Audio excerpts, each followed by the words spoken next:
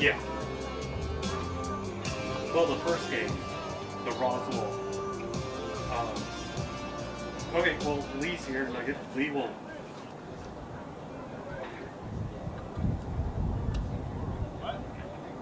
Okay, well, yeah, since they're right before us, we're doing. Okay. Bye.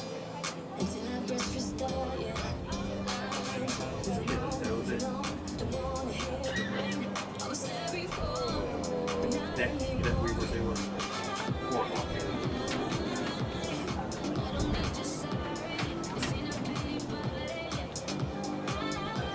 Really miss something.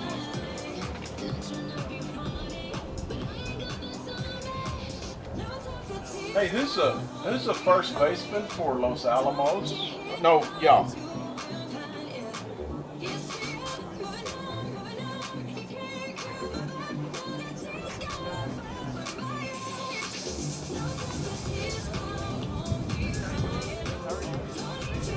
Is the 3 position on there?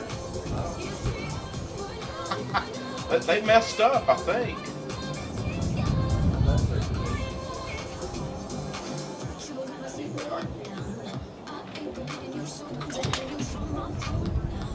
No, they're DHing for the pitcher.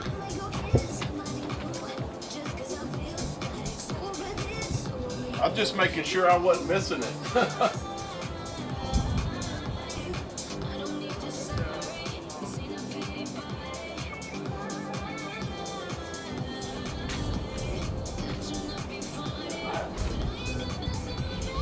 Oh, it's Gavin Mitchell. Is that a 3 right there? Yeah, that's what messed me up. Okay. So, okay.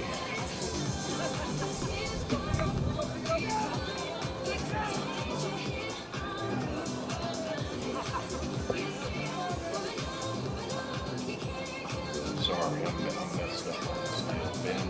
God, I got everything wrong out here.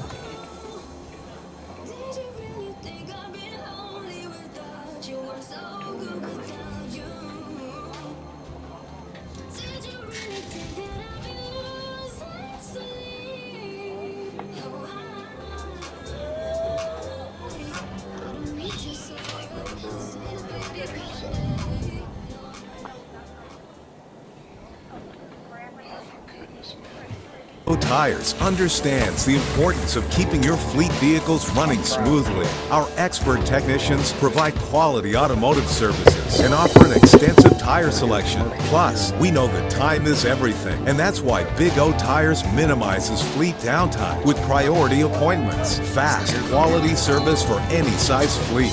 Big O Tires is your one-stop shop for commercial and personal vehicle needs. Roll into Big O today.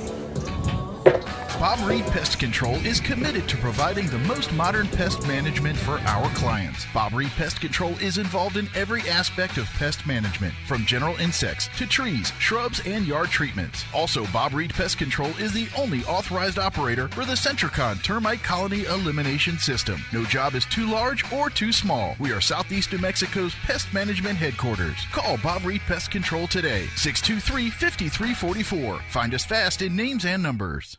Artesia High School Bulldogs Sports is made possible thanks to Buckhorn Production, LLC. Founded in 2021, Buckhorn Production, LLC operates over 200 wells in the Permian Basin. Like the Artesia Bulldogs, Buckhorn Production, LLC strives for excellence in all of our operations. We encourage all of our employees to be great members of our community and encourage you to join them in supporting all of our athletes, students, teachers, and administrators. Buckhorn Production, LLC, proud to support the Artesia Bulldogs. Kane Electrical Supply is your #1 distributor when it comes to the top-of-the-line inventory. Kane Electric carries name brands such as Appleton, Burndy, Fluke, Cooper Lighting, Hoffman, Phillips Lighting, iDeck, Klein Tools, and Square D. Kane Electric has your professionals and will assist you with any information you may have on electrical supplies. Kane Electric delivers on location too. Come by Kane Electric today in Artesia at 1911 North Roselawn. Attention sports fans! Come explore Carlsbad Ford's huge inventory. From sleek sedans to rugged trucks, Carlsbad Ford has a huge variety of vehicles to fit your lifestyle. The best cars, the best trucks. Come find out why Carlsbad Ford is the best in southeastern New Mexico. Oh, yeah! At Carlsbad Ford Lincoln, their team is dedicated to helping you find the perfect vehicle with the best offers available. Carlsbad Ford, 2802 West Pierce, a proud supporter of high school sports. Central Valley.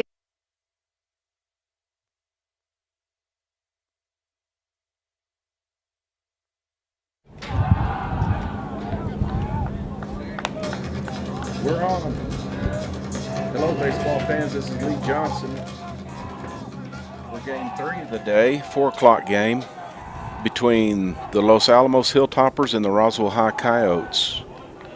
The game has started. The count's 2-0 on the leadoff hitter for Los Alamos, the second baseman Kyle Evanhus. And the pitch, foul ball. Count goes to 2-1 on Evanhus. Los Alamos coming into the game is 3-2 on the season. And there's some breeze blowing in this window, so I'm sorry about that. Curveball away for 3-1 count on Evanhus. The pitcher for the Coyotes, Adrian Lucero. Here's the 3-1 pitch. Inside, he walked Evanhus, leadoff hitter on. Next for the Hilltoppers is number 4, the shortstop, Maddox Martinez.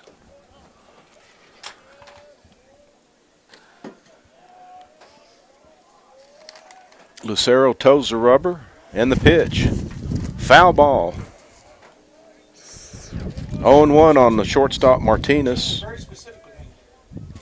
I'm good. I'm here now, but he told me Artesia, and then third place game and first place game. I'm good. I'm here. Okay. On the schedule, it shows you and the two of you. Okay. Sacrifice bunt for a foul ball. I guess that doesn't make it a sacrifice bunt. It's a foul ball. Trying to sacrifice. I'm a little rusty, Joby.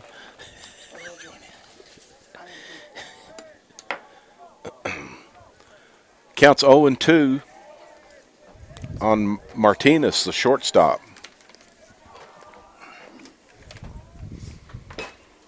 Curveball, fly ball to right field, slicing away from the right fielder, foul ball. He couldn't quite get to it. Tough play into the wind, slicing away. Count still 0-2. Runner on first. Nobody out for the Hilltoppers. As I said, the Hilltoppers come in to today's game with a record of 3-2, and then on Max Preps, their 4A state rank is number 9. Fastball, jammed him off the pitcher, throws to first for the out. Oh, and a backdoor play on the runner going to second. He overslid the base, and they tagged him out for the easy double play. So there's 2 outs in the inning for the Coyotes.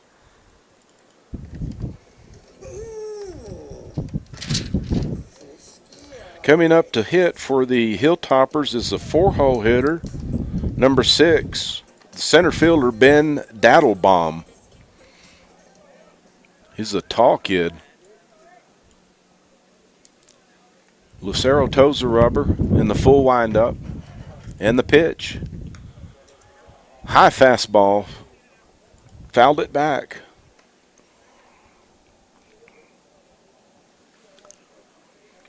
You might hear our papers ruffling up here. The wind's, I've got the window open, so the wind's blowing in my face from the south. Another foul ball. Count goes to 0-2 on Daddlebaum. 2 outs in the inning.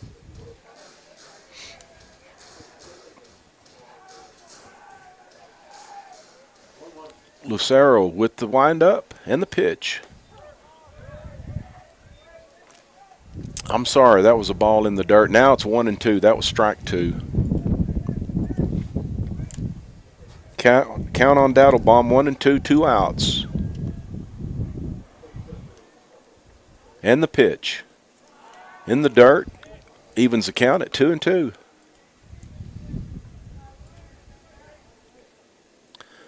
The Hilltoppers are coached by Jason Martinez. And the pitch. It's a high fly ball. Looked like the shortstop's capped under it. For the third out, that was Jacob Palomino for the put out at shortstop on the pop-up for the Coyotes. So there were no runs, no hits, no errors, and no one left on base. After a half inning, Coyotes coming up to bat. Central Valley Electric Cooperative knows how influential FFA is on the youth of our community. FFA teaches to be diligent in labor, courteous to everyone, and above all else, honest and fair. These personal attributes apply directly to CVE's business and work ethics. We at CVE appreciate the values instilled by FFA and are proud to support FFA in every way we can. Dean's Inc. of Artesia provides a superior choice for all your electrification, communication, and supply needs, with a vision to be the premier industrial electrical service provider in New Mexico and West Texas, providing unparalleled quality in supplies and service with highly skilled and conscious personnel. We pledge to our customers to exhibit the utmost in integrity and reputation while providing superior quality in all we do. Dean's Inc., located at 409 Commerce Road or online at deansinc.com. Devon Energy is proud to support Artesia High School athletic programs. By partnering with Artesia, we're making an investment in the long-term future of our community. Sports teach discipline, teamwork, and leadership, skills our youth will use to succeed for a lifetime. From our team to yours, Devon Energy wishes you good luck this season, both on the field and in the classroom. Go Bulldogs from Devon Energy.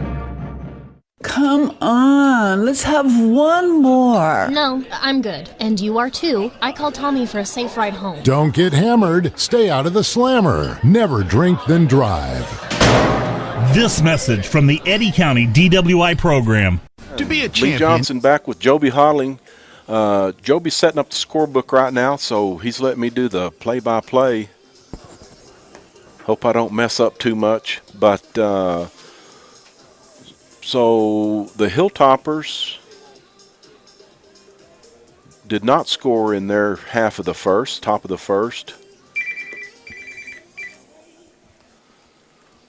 For the Coyotes, it'll be Davian Dominguez, Luke Lynn, and Savino Sanchez, first three hitters. Davian Dominguez, number 8, plays center field for the Coyotes. On the mound for the Hilltoppers is a very tall kid, number 23, Ty Gartz. Dominguez steps in, and we're about ready for the first pitch of this half inning. Gartz with the windup and the pitch. Fastball, ground ball, foul out just outside of first base or third base.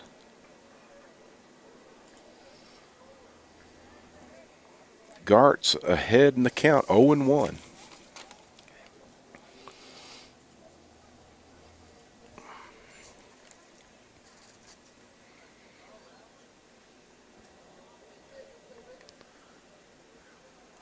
Dominguez got down the line on that, so it looks like he has decent speed for the leadoff hitter.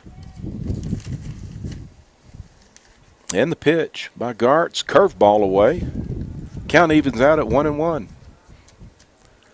It's a breezy afternoon. I'm saying the wind's steady at probably 20 miles an hour, probably gusting a little bit more than that. And the pitch, fastball high to Dominguez.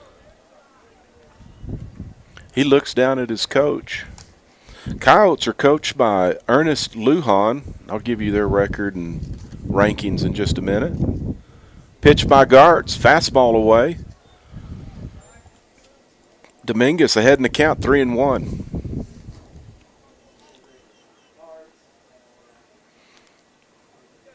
Gartz with the windup and the pitch.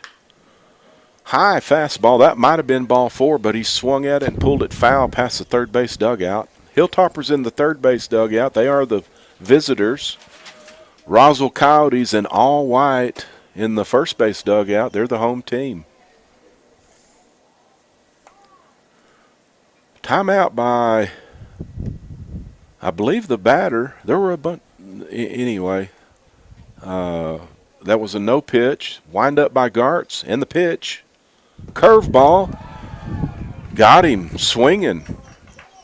Good off-speed pitch by Gartz for the strikeout on Davian Dominguez. Now up to the plate, number 15, the third baseman, Luke Lynn. He is a big kid. Wind up by Gartz and the pitch. Curveball for a swinging strike.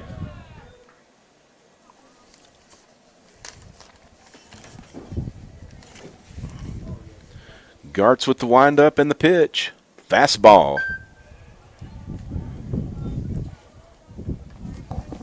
That must have been out. So count evens up at 1-1. And the windup by Gartz. Ground ball to the second baseman. He fields it backhand and a strong throw to first for the putout. That's going to go as a 4-3 if you're scoring at home. We're glad to have y'all watching on KSVP TV. I will let you know what happened in the 2 games prior to this game. Now up for the Coyotes is the second baseman, Savino Sanchez. Pitch by Gartz. Fastball. Gartz, if you'll notice, I found out he's primarily a fastball, curveball pitcher, but he throws the pitches in different arm slots. He kind of drops down on his curveball, so he dropped down on that fastball.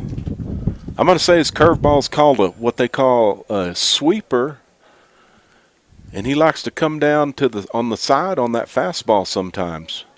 He's ahead in the count 0-2 against Savino Sanchez. And the pitch. Curveball for the strikeout. Really a good inning for Ty Gartz and the Hilltoppers. Coyotes get no runs on no hits, no errors, and no one left on base. After 1, it's all knotted up at 0. When managing a chronic illness, access to the right treatments makes all the difference. Artesia General Hospital's Infusion Center provides IV therapy and biologic treatments, so you don't have to travel far for care. Expert infusion therapy right here in Artesia. Call 575-736-8256 today to learn more. The ultimate Wi-Fi experience is now available to you thanks to Smart Home Wi-Fi with Plateau. Get fiber-to-home technology 100 times faster than average household internet speed. Plateau has multiple plans and options to fit your family. With Fast, get true 100 megs per second download and upload speed. With Faster, get true 500 megs of download and upload speeds. And with Fastest, you get 1 gig. Learn more at plateautel.com. Get the speed you need with Plateau. Tried, true.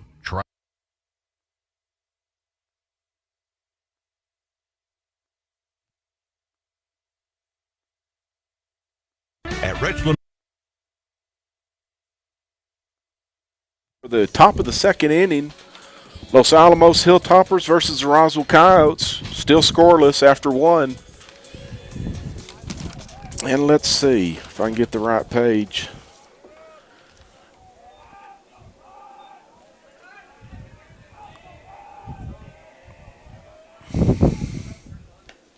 This is number 9. I don't have him down here. Ben Battlebomb. Okay. Battle or Daddle? Daddle. Ben Daddlebomb. Okay, I've got the wrong number down. Anyway, the center fielder, number 9, Ben Daddlebomb. What's number 44's name? Graham Martinez. Daddlebomb, even in the count 1-1. Adrian Lucero on the mound for the Coyotes. He bounces that curveball up for a ball. Daddlebomb's a big kid. Coyote infield and outfield are primarily straight away. Right fielder is in pretty close because he's got the wind right at his back. 20 miles an hour. Fastball fouled off. Evens the count at 2-2 on Daddlebomb.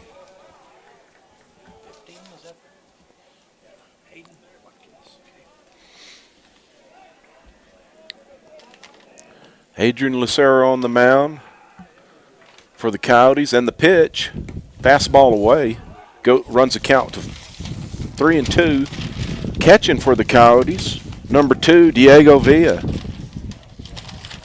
I'll try to go around the infield. I'm not doing a very good job right now, but we're in the middle of the game, and the pitch by Lucero, fastball in, and that's ball 4. Hilltopper's in business with a runner on first and no outs.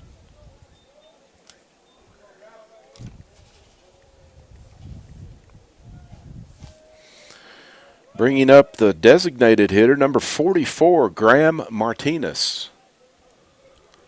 He looks down at the third base coach, gets his signs. On the pitch, there's a steal and the throw. Runner safely in at second. That was Daddlebomb. Shortstop's holding the ball on him. He calls timeout. He's got to dust himself off. And believe me, there's a lot of dust. We're sitting in dust. Brian Taylor was supposed to bring me some stuff to clean this off, and he's a little tardy, but I won't. Anyway, we'll get to it at some point. Lucero and the pitch. Swinging. That was a foul tip. Strike. On Graham Martinez, a designated hitter. Count is 1-1. Daddlebomb, the runner at second. There are no outs for the Hilltoppers. And the pitch? Fastball, outside corner. It looked like a fastball. That could have been a changeup.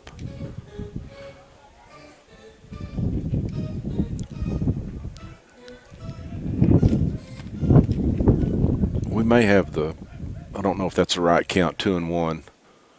Curveball stays up. I believe that even the count at 2-2 on Graham Martinez, a designated hitter. Hilltoppers wearing green tops. They have yellow sleeves and white bottoms. And the pitch, fastball up. That's going to run the count to full, 3-2 on Graham Martinez. Daddlebomb, the runner at second for the Hilltoppers. Lucero toes the rubber, gets his sign, looks at the runner at second. And the pitch. That stayed up. He walked him.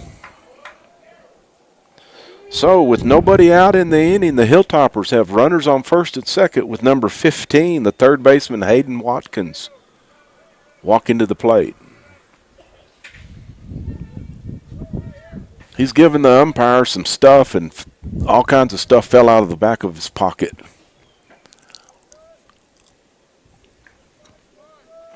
He gets his signs. Coyotes in double play depth up the middle.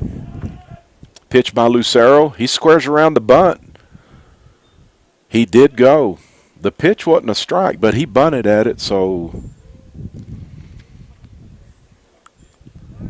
he's down in the count, 0-1.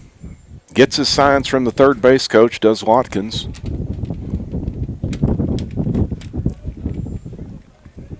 Lucero with the pitch. Foul tip on the attempted sacrifice bunt by Watkins. He's down in the count 0-2. We'll see if the sacrifice is still on or if he lets him hit away.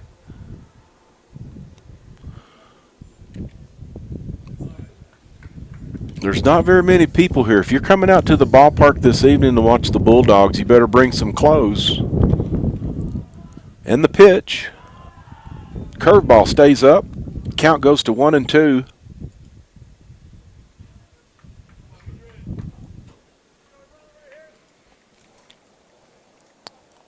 Hayden Watkins, third baseman at the plate, down in the count 1-2, and the pitch.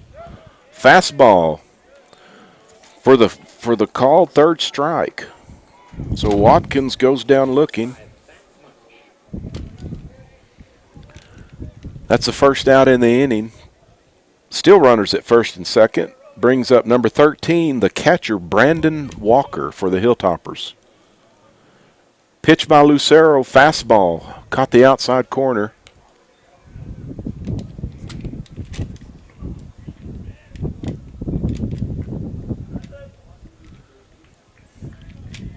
Hilltoppers with a good scoring opportunity. Lucero with the pitch. Ground ball to the shortstop. He throws to second. He drops the ball, but he called it on the transfer, called him out on the transfer, so there are 2 outs in the inning. Walker reaches safely on a fielder's choice.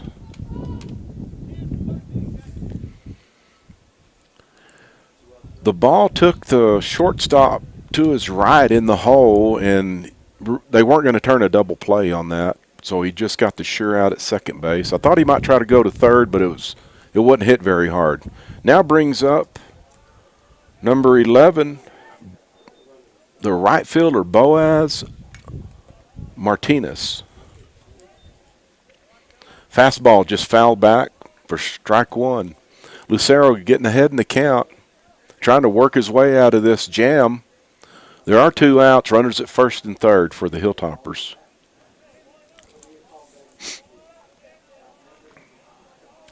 Lucero looks at the first baseman, takes his stretch, and the pitch. Fastball roped into I'm going to call it the bullpen area, past the third base dugout. He was way out in front of that pitch.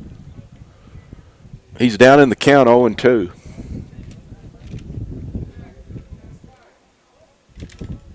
You'll see if the Hilltoppers may put something on with the first and third situation. The pitch.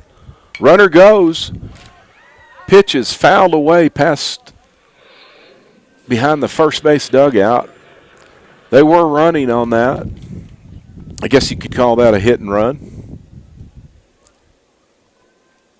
Trying to make something happen, the Hilltoppers. Martinez at the plate. He plays right field. And the pitch. Fastball just missed outside.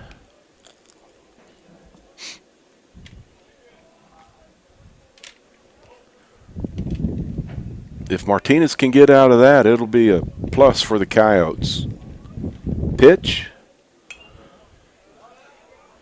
He jammed him, but he fought it off. Foul ball out of play. And we hear a goat down there. There are goats out here around Brainerd Field.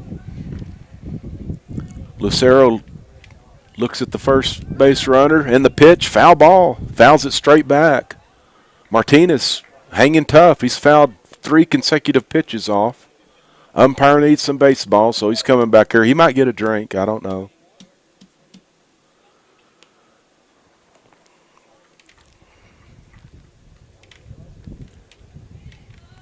They're running 3-man umpire crew this year.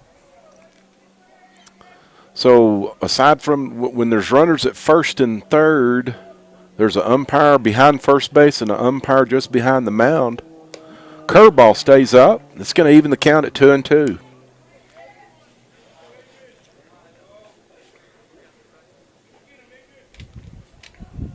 I think they're going to put the runner in motion right here.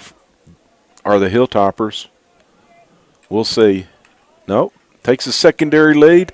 Oh, inside pitch rung up for strike 3. So for the Hilltoppers, they get no runs on no hits, 2 runners, no errors, 2 runners left on. And we're coming to the bottom of the second. The ultimate Wi-Fi experience is now available to you thanks to Smart Home Wi-Fi with Plateau. Get fiber-to-home technology 100 times faster than average household internet speed. Plateau has multiple plans and options to fit your family. With Fast, get true 100 megs per second download and upload speed. With Faster, get true 500 megs of download and upload speeds. And with Fastest, you get 1 gig. Learn more at plateautel.com. Get the speed you need with Plateau. Tried, true, trusted. At Richland Motors, it's never been easier to sell or trade your current car, truck, or SUV for a newer model to hit the road in. Even if you don't purchase from Richland, they want to buy your vehicle for top dollar.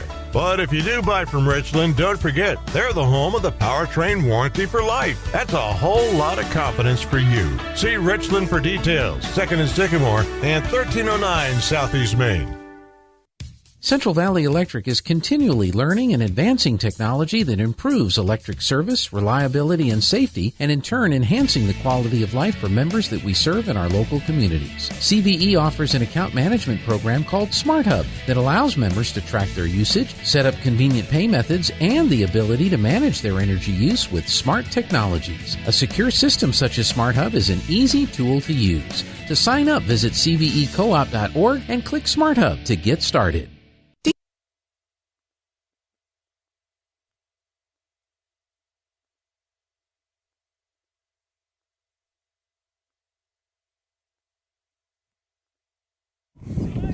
The bottom of the second, Coyotes hitting with the 4-hole hitter, first baseman Noah Lynn. Sorry, I'm a little behind. He is a giant kid. The Lynn boys are big kids.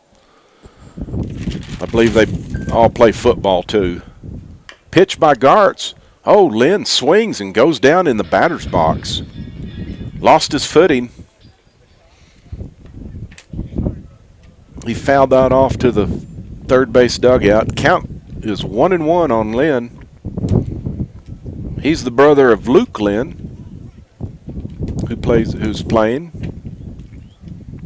Pitch by Gartz. He drops down. Fastball away for a ball.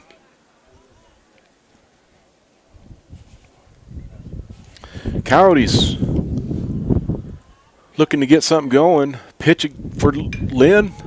Fastball, and it's a sky-high fly ball to the right side. It's going to end up foul ball behind first base. The first baseman could have got there, but he didn't even go chase it.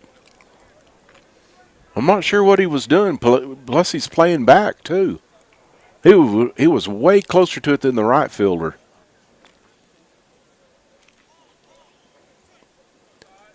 Count is 2-2 on Noah Lynn, number 17, playing first base for the Coyotes. And the pitch by Gartz. Curveball. Took enough off to strike out Noah Lynn swinging for the first out of the inning for the Hilltoppers. Gart's doing a good job for the Hilltoppers, mixing his speeds up. And up for the Coyotes is a shortstop, number 10, Jacob Palomino. Nope, I'm wrong on that. Let me back up one. Graham Martinez. Wait. Abel Toscano, number 3 for the Coyotes. Sharp single up the middle. He's playing left field. He's got really good speed. And so bringing up number 10, the shortstop, Jacob Palomino. 1 out in the inning. What happened in their top half? Battlebomb got on with the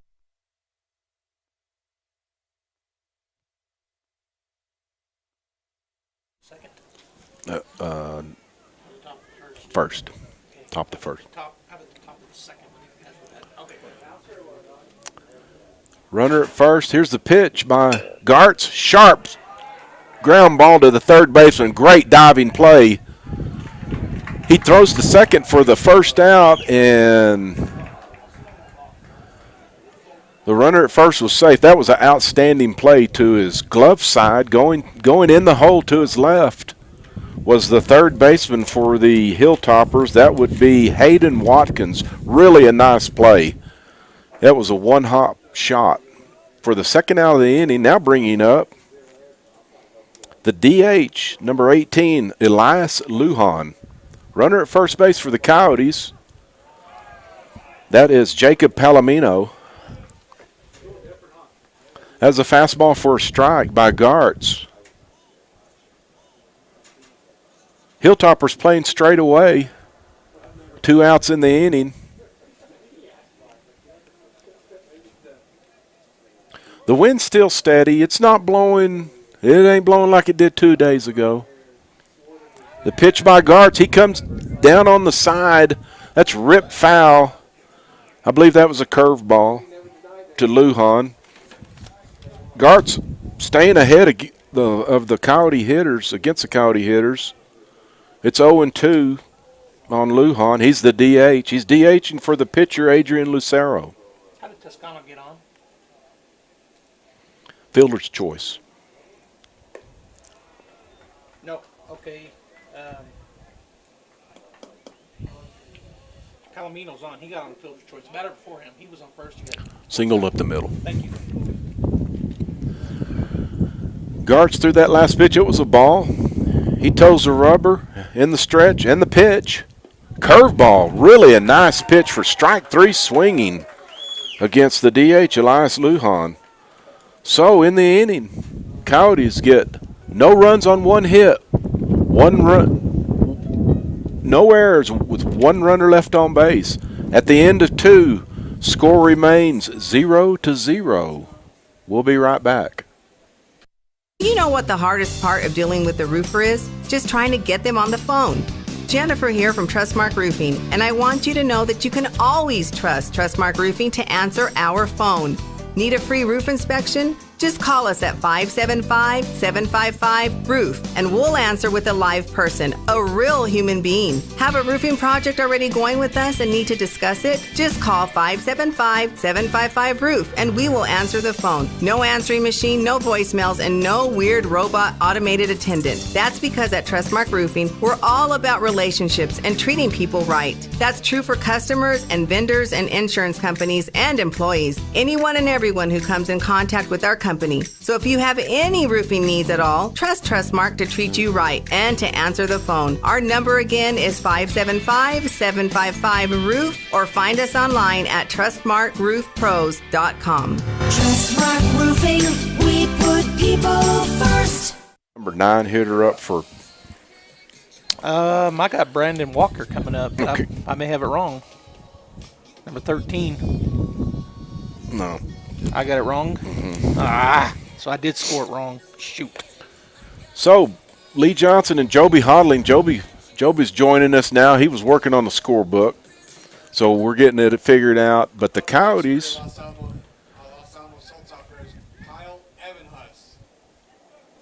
We're in the 3rd inning.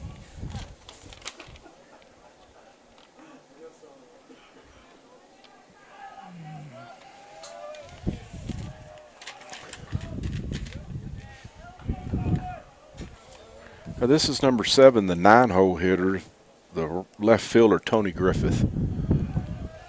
The pitch by Lucero was a strike. Fastball right down the middle, swinging, strike 2. So we've got 9-1-2 for the Hilltoppers in this inning, coming up to bat. Still 0-0. Pitch by Lucero, fastball up and away. Lucero's, he's not a big kid, but he's working quick, trying to get into a rhythm, wind up in the pitch. Curveball, strike 3. Both pitchers doing a good job right now. Now coming up to bat is the second baseman, number 1, Kyle Evenhuss. He walked his first time up.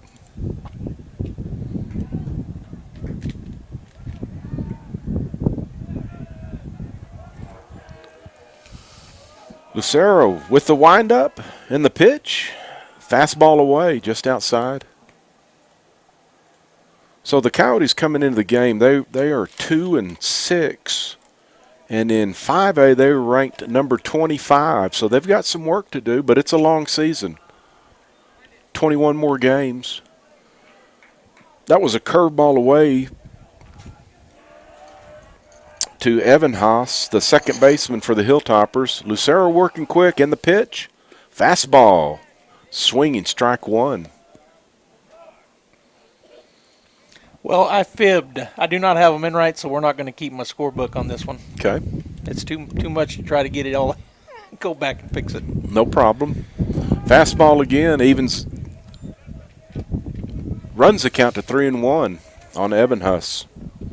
He walked his first time up. I'm trying to keep up a little bit. I'll probably miss some stuff here in just a minute, but we're glad y'all are joining us on KSVP TV. That's a tongue wrencher there. KSVPTV.com. I said about 1,000. Thank you, Joby. 10,000 times a year. You can say it 10 more. I'll mess it up every time. Evan Huss walks again. Bringing up the two-hole hitter, Maddox Martinez. He's playing shortstop and wearing number 4. 1 out in the inning. Fastball, fouled back. That pitch was at the letters, so he got just underneath it.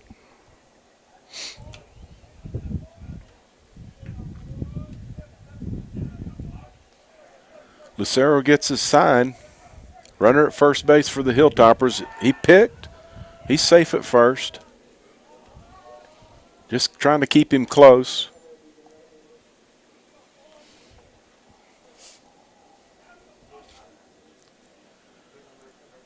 Lucero with the wind and the pitch. Fastball right down the middle for strike 2.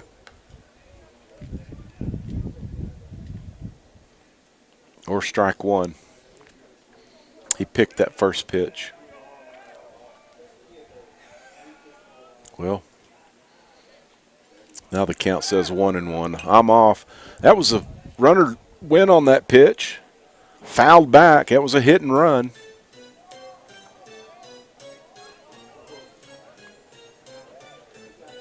Now the count is 1-2 on the shortstop, Maddox Martinez, for the Hilltoppers. There was a hit and run on then. Runner at first base, Evan Haas, the leadoff hitter. He's walked twice. Lucero with the pitch. Curveball stays up. Throw by the catcher. Villa back to first, tried to back pick him. Runner was in there safe.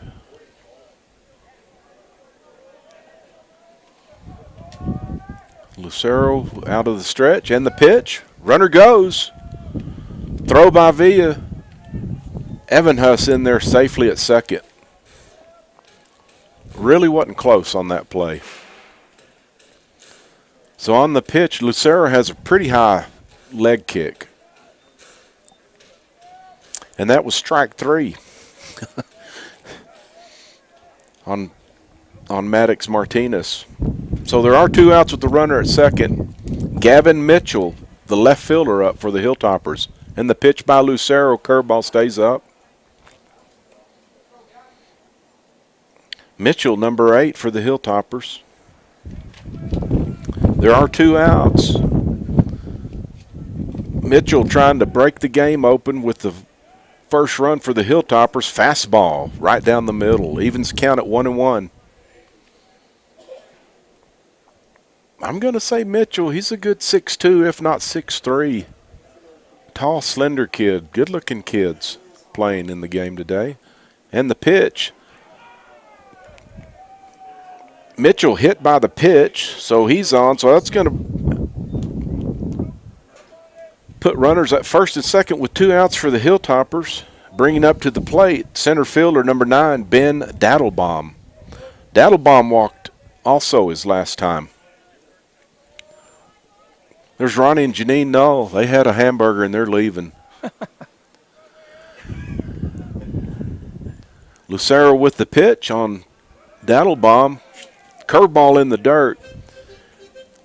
I do want to say that Darlene Chavarria and Raven Chavarria and their crew in the concession stand do a great job. If you're listening and you're hungry, you can come out to the ballpark and have a good supper. Good supper. Yeah, you better believe it. Fastball by Lucero away. Runs the count to 2-0 on Daddlebomb. She has hamburgers, quesadillas, cheese fries, nachos, nacho regular, nacho supreme, nacho medium, all kinds of stuff, fries, drinks, Darlene's sweet iced tea.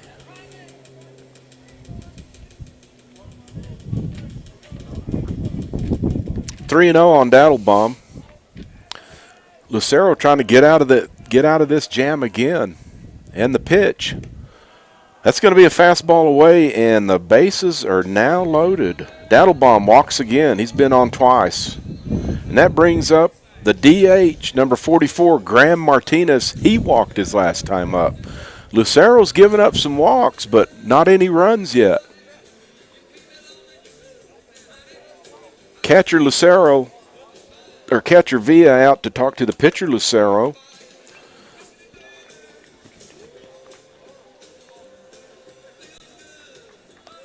Bases are full of Hilltoppers. They are loaded. They're looking for a 2-out hit. I guess a 2-out walk would be as good as a 2-out hit right now, Joby. Yes, it would. Except for hit might score 2 and probably would.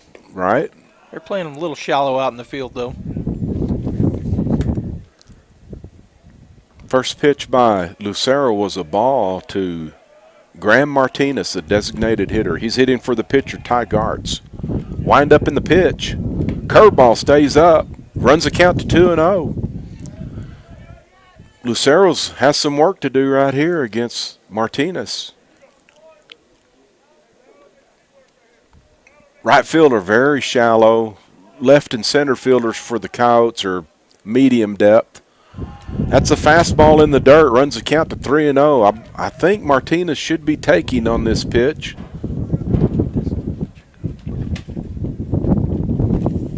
Lucero trying not to walk a runner in. See if he can come back on him. Wind up in the pitch. Fastball. On the outside corner for a strike. 3-1 the count. Lucero with the glove up just below his eyes. Wind up in the pitch. There's another strike. So it's 3-2. Bases loaded. The runners will be off on the pitch. So a single could score 3. Curveball fouled away towards the third base dugout.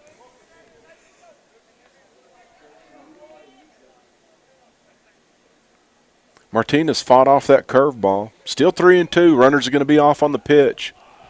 Lucero's in the full windup and the pitch. There's a line drive single to left. That's going to score at least 2. Throw to the plate. Closer than what it should have been. Daddlebomb was not running full speed. That's going to score 2 on the single to left by Graham Martinez, the designated hitter. Hilltoppers score 2 on that line drive. Now brings up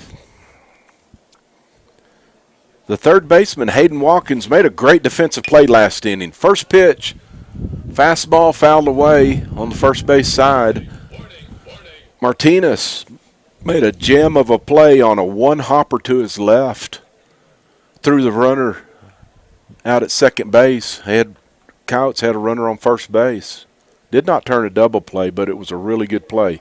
Lucero thought he was going to be out of the windup, but he has runners on first and second. Now he's in the stretch and the pitch. That ball was above his head, and it's a long fly ball to left field. Left fielder nonchalantly makes the catch. for the third out of the inning. For the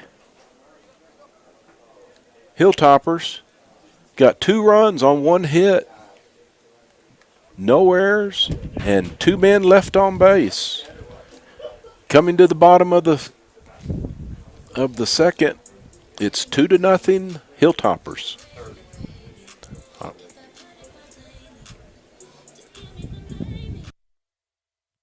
Maybe your AC unit needs a little tender loving care.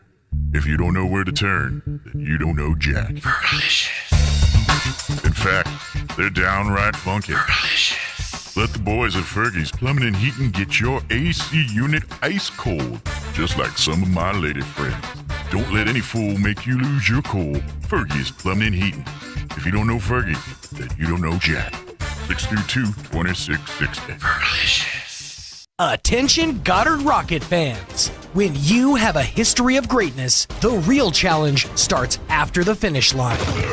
When victory alone isn't enough, raise your bar, keep dreaming, and go beyond the limits that you thought possible. The new 2024 Honda Ridgeline Passport and Pilot, part of the Roswell Honda Rugged Trail Sport lineup. Roswell Honda, proud supporter of all Goddard High School sports. And welcome back, ladies and gentlemen. Fairly nice day at the ballpark. We've got the Los Alamos Hilltoppers taking on the Roswell Coyotes. Hilltoppers scored 2 in their half of the third. Coyotes coming up, bringing up the catcher, number 2, Diego Villa. Ty Gart's on the mound for the Hilltoppers. He's doing a good job against the Coyotes. Wind up in the pitch, fastball. That had a lot of run and tied him up for a swinging strike 1. Gartz is a tall kid. It looks like he may be 6'3". Tall, slender kid. And the pitch. He comes from underneath. That ball's fouled into the third base dugout. Hilltoppers, look out over there. Gart's quickly ahead 0-2 on Villa, Diego Villa, the catcher for the Coyotes. Coyotes trying to answer back in their half of the third. Gartz gets his sign. Here's the windup in the pitch. Fastball. Sharp ground ball to the shortstop. Nice throw to first for a 6-3 putout. So Villa, he kind of watched that before he started running. I don't know what he was doing, but he wasn't, I don't know. For the first out of the inning, brings up number 4, the right fielder, Jace Griffin for the Coyotes. He's the number 9 hitter. Bats from the left side, fastball away by Gartz. Griffin really close to the plate. Griffin's hands are over the inside corner of the plate, so it's tight, really tight. So here's the 2-0 pitch, fastball for ball 3. 1 out in the inning for the Hilltoppers. Their infielders playing straight away. Here's Gartz in the pitch. Ball 4. He walks the number 9 hitter. Not what you want to do, but he's been doing a good job of mixing his pitches up against the Coyotes. Brings up the leadoff hitter, center fielder Davian Dominguez. Dominguez struck out his first time up. He gets some signs from the third base coach. I'm assuming that is the head coach for the Coyotes. I believe it is, Ernest Lujan. So Dominguez ready at the plate and the pitch. There's a fastball. It's a bunt for a base hit. Third baseman does a really good job of fielding the ball, throwing on the run. That was Watkins for the out at first base. That's going to make 2 outs in the inning for the Coyotes, but they have a runner in scoring position. Good job by Watkins. He seems like he can field his position pretty well. Brings up the number 2 hitter, the third baseman, Luke Lynn. He grounded to the second baseman his first time up. Luke looking for a 2-out hit to answer back. Hilltoppers got 2 in their half of this inning, top of the third. Coyotes trying to answer back, keep it close. Gartz gets a signal. And the pitch. Curveball. There it is. There's a single. Fly ball to shallow center. Throw to the plate is not in time.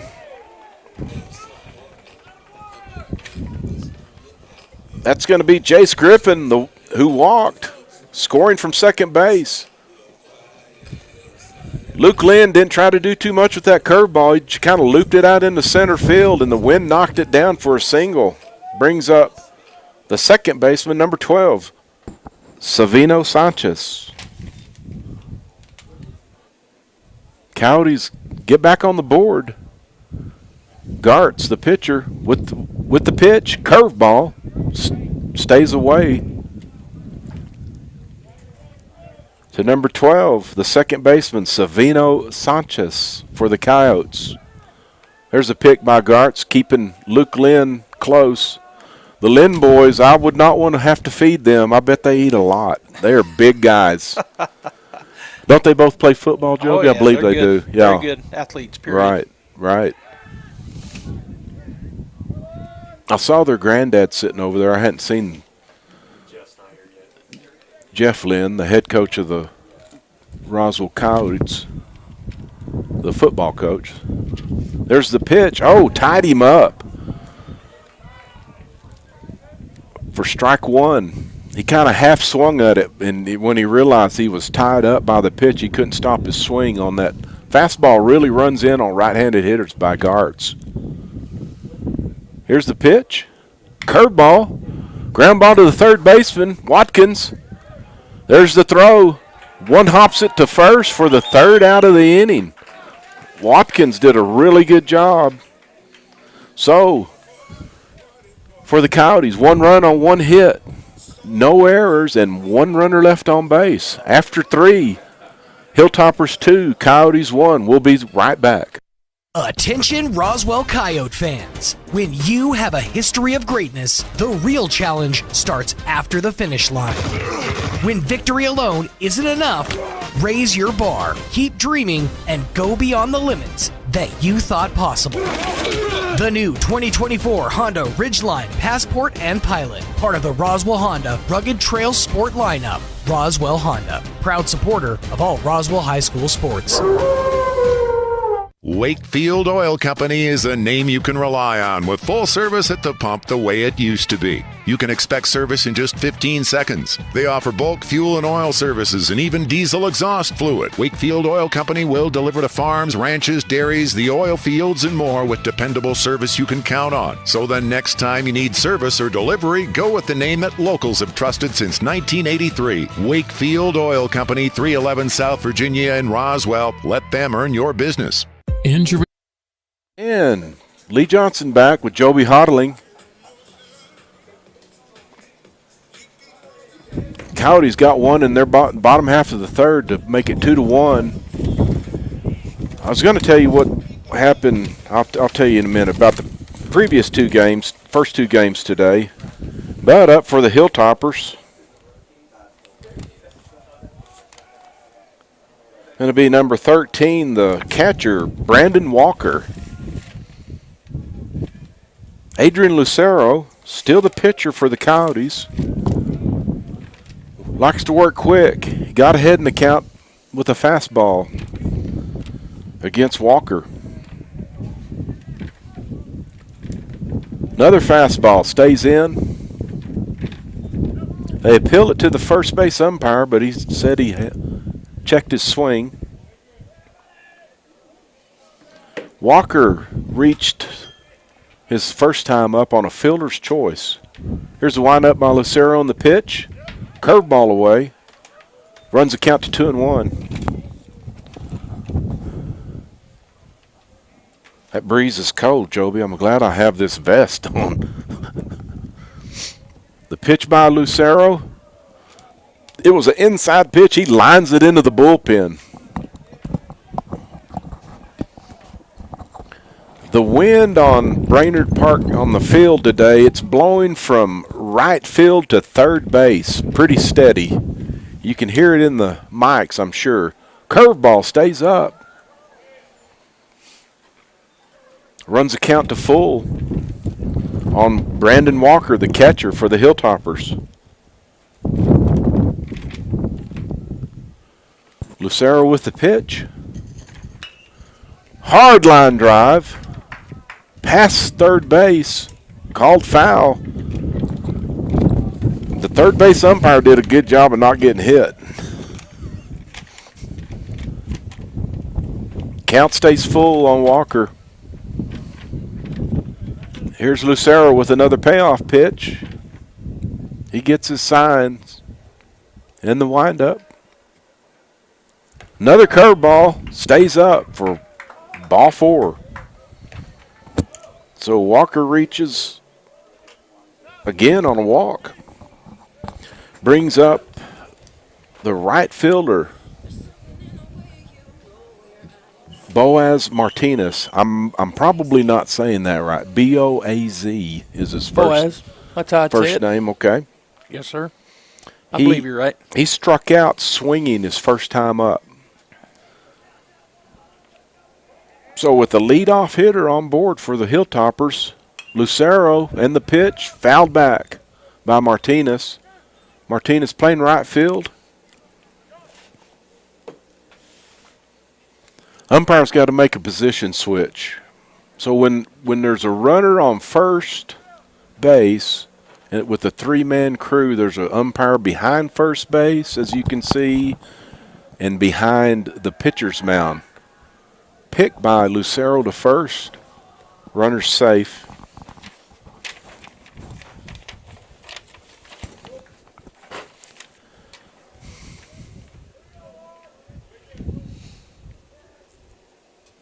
Pitch by Lucero.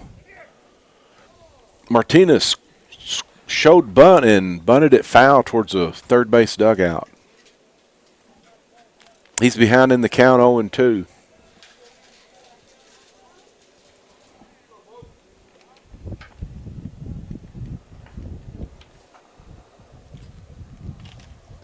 It may be Bose, Joby. I heard a fan. Oh, well, it could be then. There's a bunt, 0-2 bunt. Catcher feels the ball and throws to first, strong throw, but the second baseman was tardy getting there, and it was a bang-bang play, runner safe. So we're gonna rule that a single, infield single. Close play, wasn't it, Joby? Really close. I thought he had him, but I think he jerked his foot up, and that's why he called him safe. He may have. Yeah, he was trying to get it off the bag. I think that's why, because it looked like the ball got there, but the second baseman kind of popped his foot off real fast, trying to get out of the way, I think. But in either case, sometimes that fools the umpire when that first base or that hitter does that. Another bunt. First baseman feels the ball, tags the runner out in front of right where the running lane starts, in between home and first, for the first out of the inning. That was a good sacrifice. That's what he's supposed to do. That was number 7, Tony Griffith, the 9-hole hitter. Brings up the leadoff hitter, number 1, second baseman Kyle Evanhus. Runners at second and third for the Hilltoppers. Line drive single on the curveball. That's trouble. That's going to score 2 for the Hilltoppers. I tell you what, Lee, the center fielder did a great job getting there. I thought that was telling away from him enough. It looked like it could have made the gap, didn't it? Yeah, but probably the wind helped the center fielder a little bit, but he did a good job tracking that thing down. He did. Keeping him to a single. There's going to be a run score anyways, right. But he kept him at first base. Great job there by the center fielder. Yeah, he had to hustle over to his left, didn't he? He did, hard. Sharp single by Evanhus brings up the 2-hole hitter, shortstop Maddox Martinez. And the pitch from Lucero, fastball away. There's just one out in the inning after the sacrifice bunt. A sharp single by Evanhus scores 2. Hilltoppers with 4 runs so far in the game, trying to get more, trying to add on. Lucero with the pitch, fastball in the dirt. It's going to run the count to 2-0. Waiting on deck is the right fielder, Gavin Mitchell, for the Hilltoppers. We're going to have a timeout, and a Roswell High pitching coach going to come out. Look like we're going to make a substitution change in right field. Okay. That's a lefty out there in right field. He may be going to pitch. So Jace Griffin, the right fielder, is he came in the dugout. We don't know if they're making a pitching change, which we're trying to figure out. Right. Everybody's kind of standing around. We don't know. The coach is still talking to the home plate umpire, so making the changes.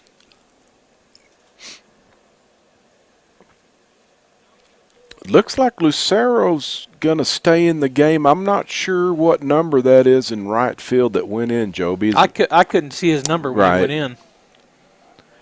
But I'll keep looking at him while you're calling and try to get it for you. It looks like the right fielder's headed down to the bullpen to try to get ready. Yeah, so that's exactly what he's doing. You're right.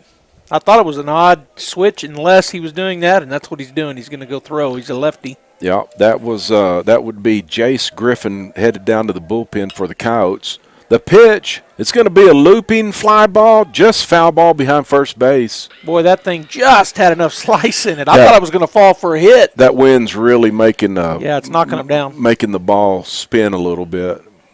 So Martinez still the hitter, number 4. Runner on first base is Kyle Evenhost, who singled in 2 on his last at-bat. 1 out in the inning. There's the runner. It's a hit and run. Ooh, I don't know why he didn't keep it running. Well, usually with a right-handed hitter, the shortstop will stay in the hole, but he went to second base and opened up the hole. That was so it's a perfect hit and run for the Hilltoppers. Runners at first and second. That was a sharp ground ball single. You're right in the vacated area. So you're right, exactly. It worked perfectly because of that. Usually the shortstop will stay over there and the second baseman will cover in the event of a steal. With a runner at first and the batter, right-handed batter. I think both middle infielders went to the bags, I believe what happened. They did. So it's going to bring up number 9, the center fielder, Ben Daddlebaum. He has walked both times previous. He's got a chance to do some more damage for the Hilltoppers. Runners at first and second, and the pitch by Lucero, fastball, stays down. Still 1 out in the inning. Lucero trying to limit the damage. And the pitch. Looked like he kind of caught a cleat. I'm not sure. The ball stayed up for ball 2. Daddlebaum ahead in the count. He's about a 6'3", long, lanky kid. The pitch, fastball away. Lucero's demeanor on the mound is not one of, doesn't look like of confidence right now, Joby. He's struggling a little bit. Here's the pitch. Fastball away, walks him. Boy, and that was just missed, too, and so that certainly didn't help him. But he knew he was getting replaced here in just a minute because he needed a little help. And here comes the pitcher that's coming out of the bullpen. You could see it on just the way he was walking around the mound the past 2 pitches. It was like, man, I'm kind of done, but maybe not. So coming in will be number 4, Jace Griffin, the pitch. He's a left-hander kid. He was playing right field, came out of the game, went down to the bullpen. Now he's in the game. Lucero's out of the game. I don't know if he'll go to another position. Everybody on the team, minus the third baseman and the catcher, standing behind the pitcher. All the outfielders decided to come in and see what's going on. I think that I saw a 17 on one of those young men out there. And if that's the case. Do you think that's a right fielder that went in there? Maybe so. Okay. But I don't have a number. Oh, yeah. No, I'm sorry. That's Noah Lynn. He's a small kid. Yeah. Well, here we go. Number 6 is going to go to right field. So the pitcher Lucero is going to go to right field. So whoever had come in just came in for that at bat, Yes. basically. Right.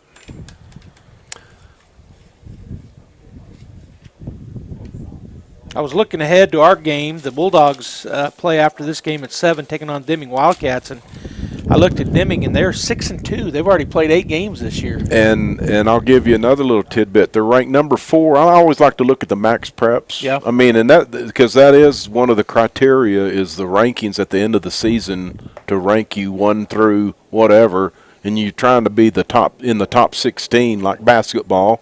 Bulldogs were number 2 in basketball. You're trying in baseball to be a 1 through 8 so you can host that first 2 out of 3 series. Yep. Now, there's a lot of baseball to be played, but also if you can beat a district opponent, a district champion, regardless of class, is one of the criteria when they're doing the seeding selection. So all these games matter a bunch, you know. It just depends. You got to wait till the end of the season to kind of find out if somebody's a district champ or not. So up again this is number 9. Oh, this is still. This has been Daddlebaum. Number 9. Yep. He's. Well, I thought he had walked. Maybe I'm looking at the wrong. Yeah, I must have messed up. That must have been Mitchell on first.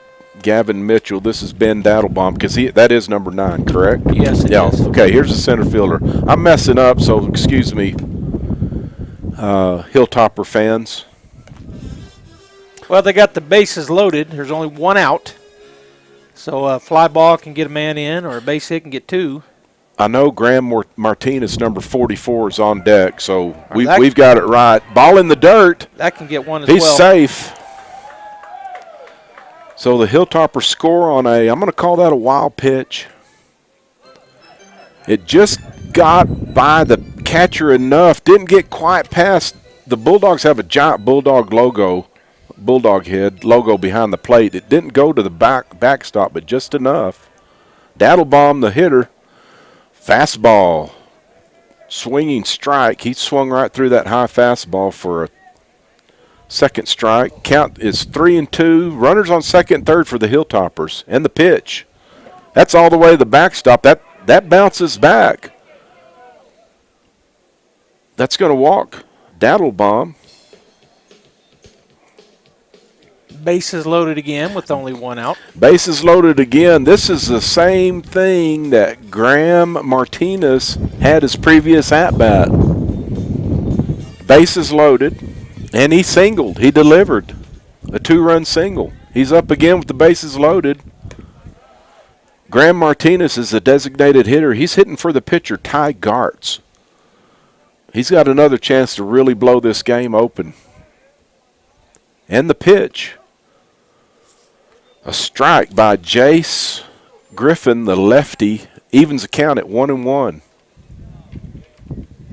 Still just 1 out. And the pitch.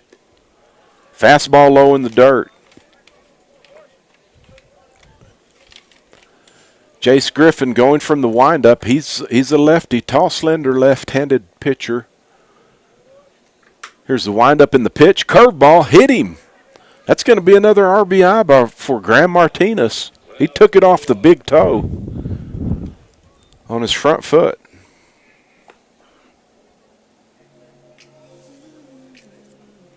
That's going to bring up the third baseman, number 15, Hayden Watkins. He's played stellar defense. He has struck out once today. He's got the bases loaded with 1 out. Hilltoppers just plated another run. And the pitch stays high. Jace Griffin, he's struggling to find the plate, Joby, right now. Yeah, he's kind of been all over. I'm going to say that's typical for a lefty. I don't mean that in a mean way. I've coached a lot of left-handed pitchers that were semi-wild, all of them. That one was down and in the dirt again. Runs the count to 2-0.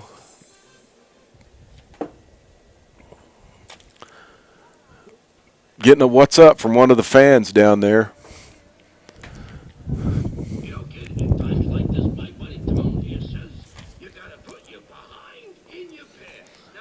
So the hitter, number 15, Hayden Watkins, he's made 3 nice plays at third base for the Hilltoppers when they're on defense.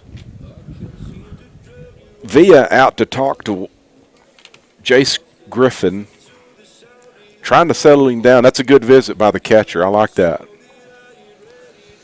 Just telling him to slow down a little bit and try to throw a strike. Bases are loaded, so there's an out at any bag. The pitch by Griffin. There's a long fly ball. It's tailing to the right fielder. Lucero's got the ball. Throws it to the second baseman, and he falls down on his backside. It does play to run, so that goes down as a sacrifice fly. That's going to be a F9 for Hayden Watkins. 7-1 now for the Hilltoppers, and I was looking. They're kind of like Artesia. They haven't played very many games. They're ranked number 9. Bulldogs, Artesia ranked number 8. Hilltoppers number 9 at 3-3. And they just haven't played very many games, but a lot of these teams have. Right. Your rankings must be more up to date than what I got yesterday. I got you. Oh, they're 3-2. Yesterday, Artesia was ranked number 10, but they updated it somehow. I don't know. I mean, anyway, okay, that's good to know. What is today? Thursday? Maybe I don't know when. They must have updated it. I mean, I looked yesterday and we were number 10. So, yeah. I mean, if you said we're number 9 now? Yes, sir. Okay. No, we're number 8. Well, that's even better. They're number 9. Los Alamos, who's playing now, is number 9. Okay. Deming in 4A is 6-2. They were 4. And they're 4 okay. still. All right. Somehow we moved up a couple. That's good because you don't want to be below a number 8 because at the end of the year when they seed them, 9 through 16 have to travel to 1 through 8. You play that best 2 of 3. Best of 3, exactly. Pitch by Griffin, foul back. The hitter, number 13. Brandon Walker, he's the catcher for the Hilltoppers. There are 2 outs in the inning, runners at first and second. I'm going to say I can't remember what the score was to start this inning. How many runners? They have scored 5 in this inning. Okay. So it was apparently 2-0. I mean 2-1.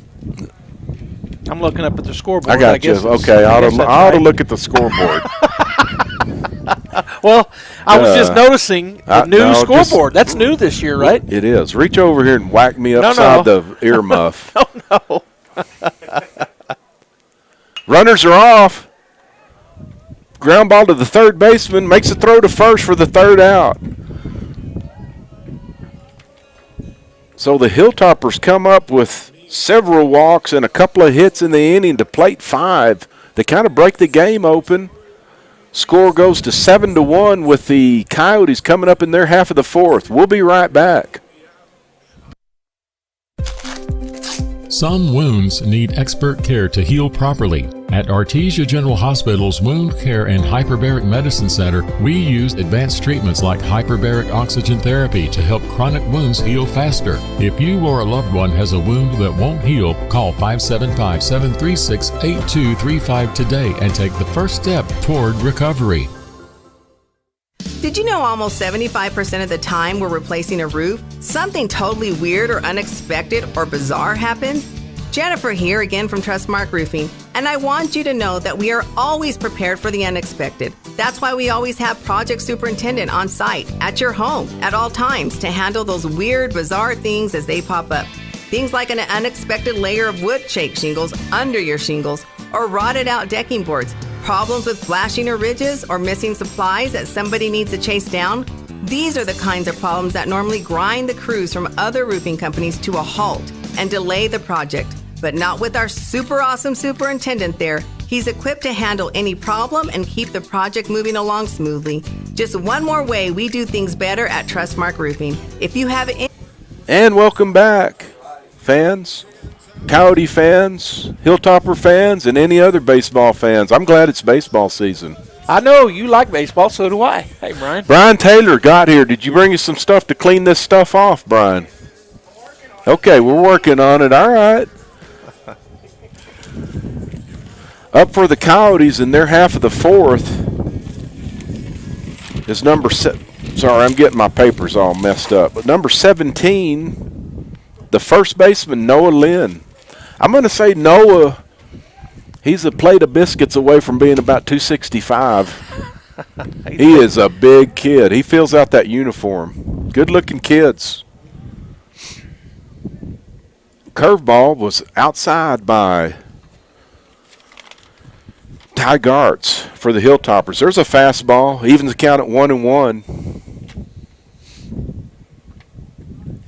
Gartz can just settle in and throw strikes. They just need outs to do the Hilltoppers. Wind up in the pitch. Curveball stays away. Noah Lynn has one strikeout on the day. That was swinging. Here's the windup in the pitch by Gartz. Curveball. He throws that curveball from about 4 different arm slots. High, a little bit lower than that, and then like a submarine curve. Fastball. He's got good run on that fastball, Joby. Really runs into a righty and ties him up. Yeah, that was a nice fastball.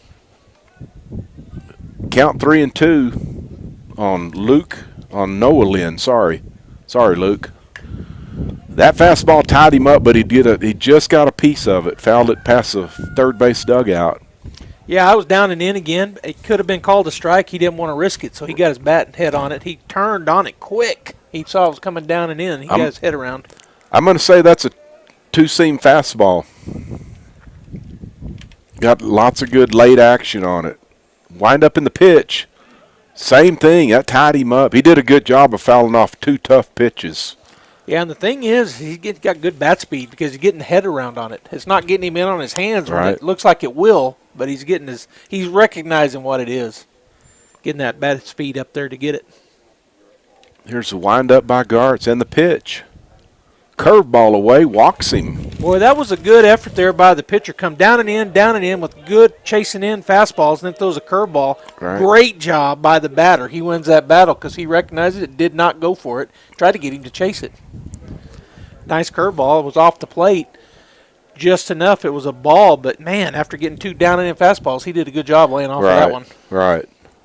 That was a quality at-bat. Yes, it was. Brings up the right fielder, number 3, Abel Toscano. Abel has a single in the game. Coyotes have a runner at first in the name of Noah Lynn.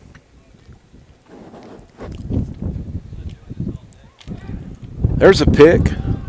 I'm assuming the Coyotes, when you're down by this many runs, Joby, you got to kind of play it safe on the bases. You just kind of take one base at a time, and you don't want to get thrown out trying to steal or something. That pitch was in. Thought it might hit him. Runs a count to 2-0 on Abel Toscano, the Coyote right fielder. On deck is the shortstop, Jacob Palomino for the Coyotes. No outs. And the pitch. Fastball for strike 1. Big cut at it. Come up empty. I tell you what, that breeze is cool enough. It's pretty cold. I'm probably going to have to go get a jacket. We may have to turn on the heater. I don't know. That's what I'm thinking. I'm not very tough nowadays. I never have been. That's why I'm called a fair weather fisherman. I don't like waves and I don't like cold. You know what I was called, Lee? A dumb fisherman, because I'd go out in the waves and the freezing. I hear you. Oh, he walked him. Walked the first 2 hitters, so Toscano draws a walk. So the Coyotes have something brewing. Runners on first and second with Jacob Palomino, the shortstop, up. He's hitting to a fielder's choice 1 time today. So in the previous games, Joby, the first game today was between That would be game 1 at 10 a.m. The Goddard Rockets beat the Alamogordo Tigers 8-2. And in the second game, the 1 o'clock game, the Lovington Wildcats 10-run ruled the Clovis Wildcats 13-3. Interesting. So Goddard and Lovington will play game 7 tomorrow at 4 o'clock before that late game. Hopefully the Bulldogs will be playing in that late game. I was going to ask about that. Are we playing in it regardless, or are we playing in it only if we win? No, I believe we're following the bracket. All right, we're playing a good team in Deming. Right. Going to have to come out playing. Deming's got one arm, I've heard. Oh, does he already and he's probably might pitch against us? I would pitch him against us if I was the guy. But I'm not the guy. But here's Palomino, takes a curveball away. All of a sudden, Ty Gartz has lost command. Runners at first and second for the Coyotes, looking to answer. Fastball up.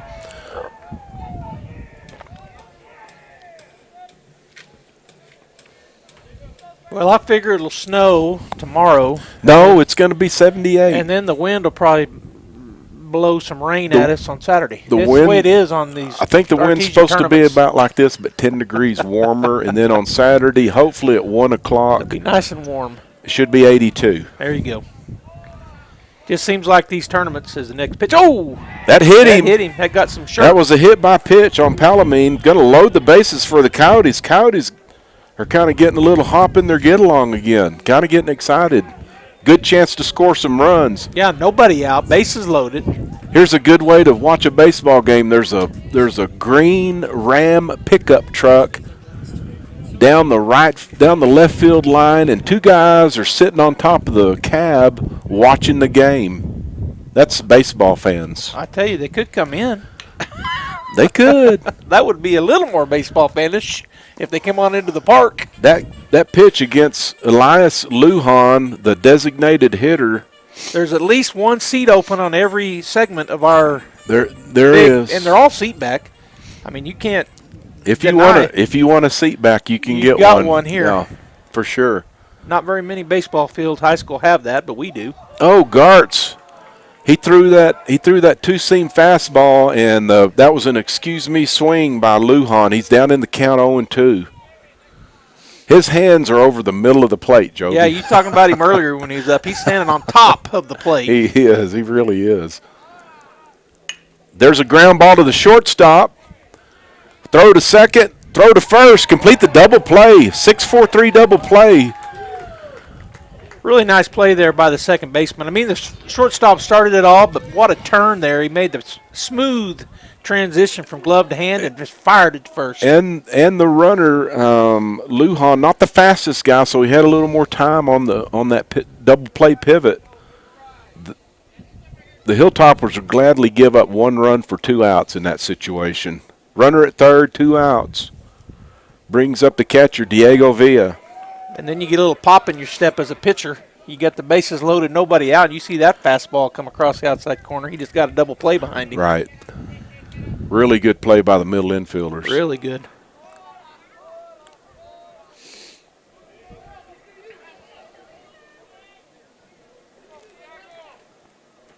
Gartz with the windup and the pitch. Fastball. He drops down. He gets that extra run when he drops down. And that looked like a fast pitch softball, rise ball, but it didn't rise, I'm sure of it, but it was kind of like that. Right.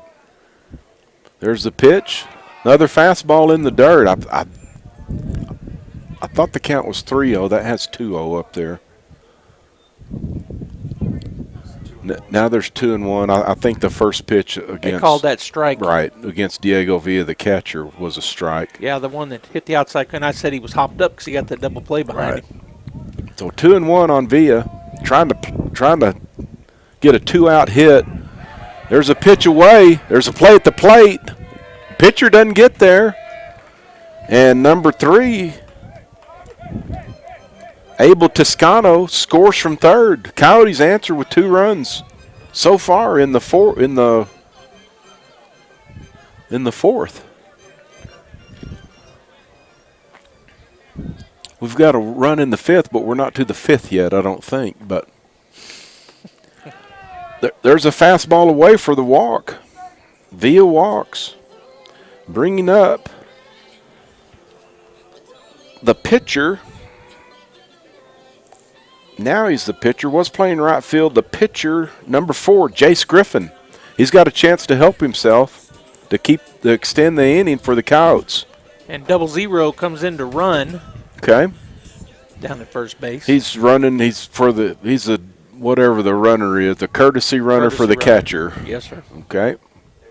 There's the pitch. Fastball away. Man, I hope that doesn't. My truck's way over there, but that one was going way over there too. That foul ball by Jace Griffin, left-handed hitter. Mine's pretty close, so if it was going a long ways, maybe it went over mine. Okay. There you go. Pitch by Ty Gartz. Curveball stays out. You were thinking protect your pickup. I was thinking I'm late. I'm just going to whip in and get here. Right. Runner at first. Courtesy runner. I didn't get his number. 0-0. And the pitch. Okay, 0-0. I don't know what his name is. You got a name? Let me find it. Okay. See if I do. So the count on Gartz is 3-0, 2 outs. I'm assuming he's taken right here, but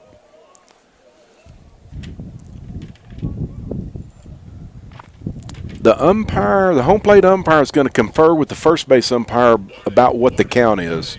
I'm saying it's 3-0. He's asking. Well, I tell you what, the roster that you oh no, that's down below it. So 0-0 is Isaac Orozco. Okay, Isaac Orozco, courtesy runner for the Coyotes at first for the catcher, Villa. He didn't point up here with the – I didn't see what he told the coach.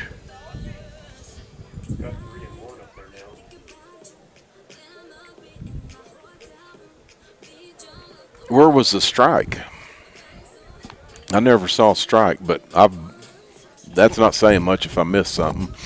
Oh, they're talking about the catcher still? They're talking about the previous at-bat? No, they're talking about the hitter. At-bat, yeah. Okay. Let's see if he holds his fingers up.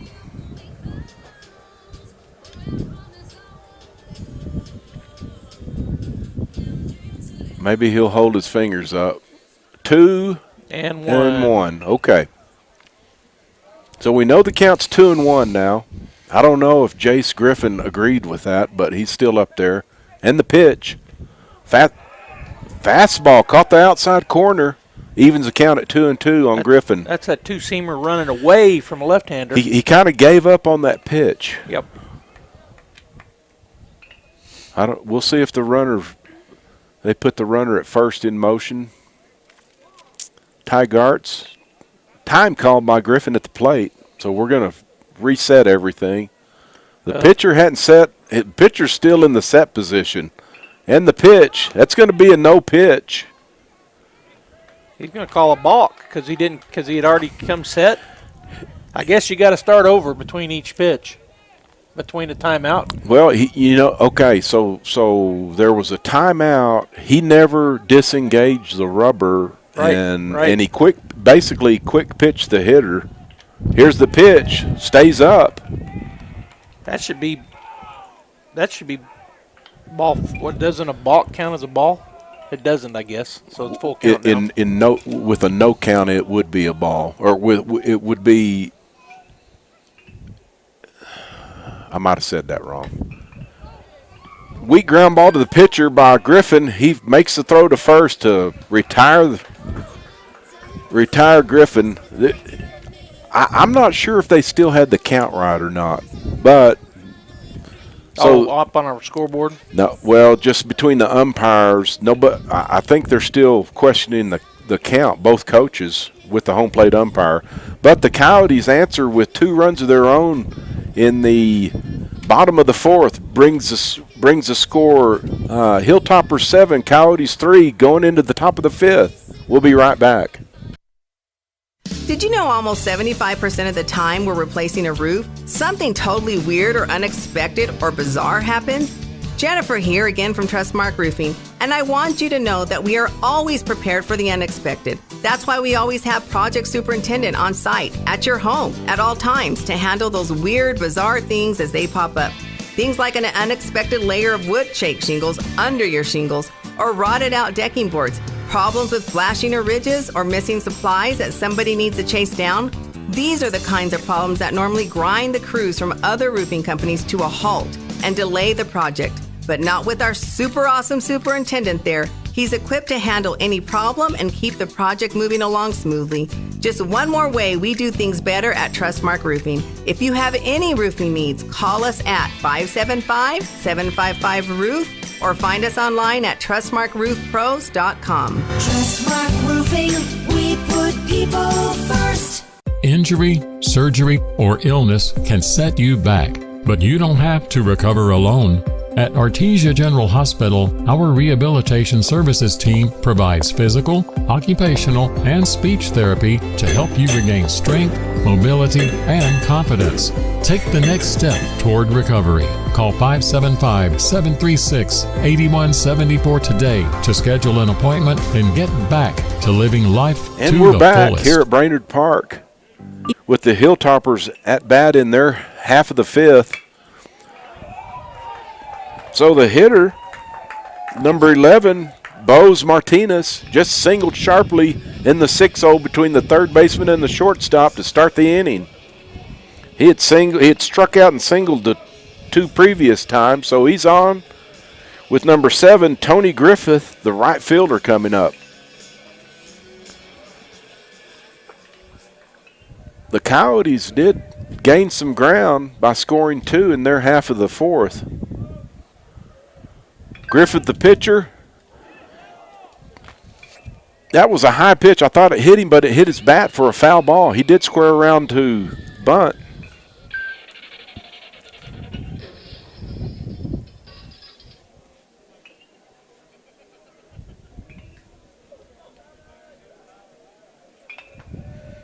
So the count on Griffith, or on Martinez, swinging, strike 2. He's down in the count 0-2. Runner on first is Bose Martinez. He singled sharply to left field to start the inning.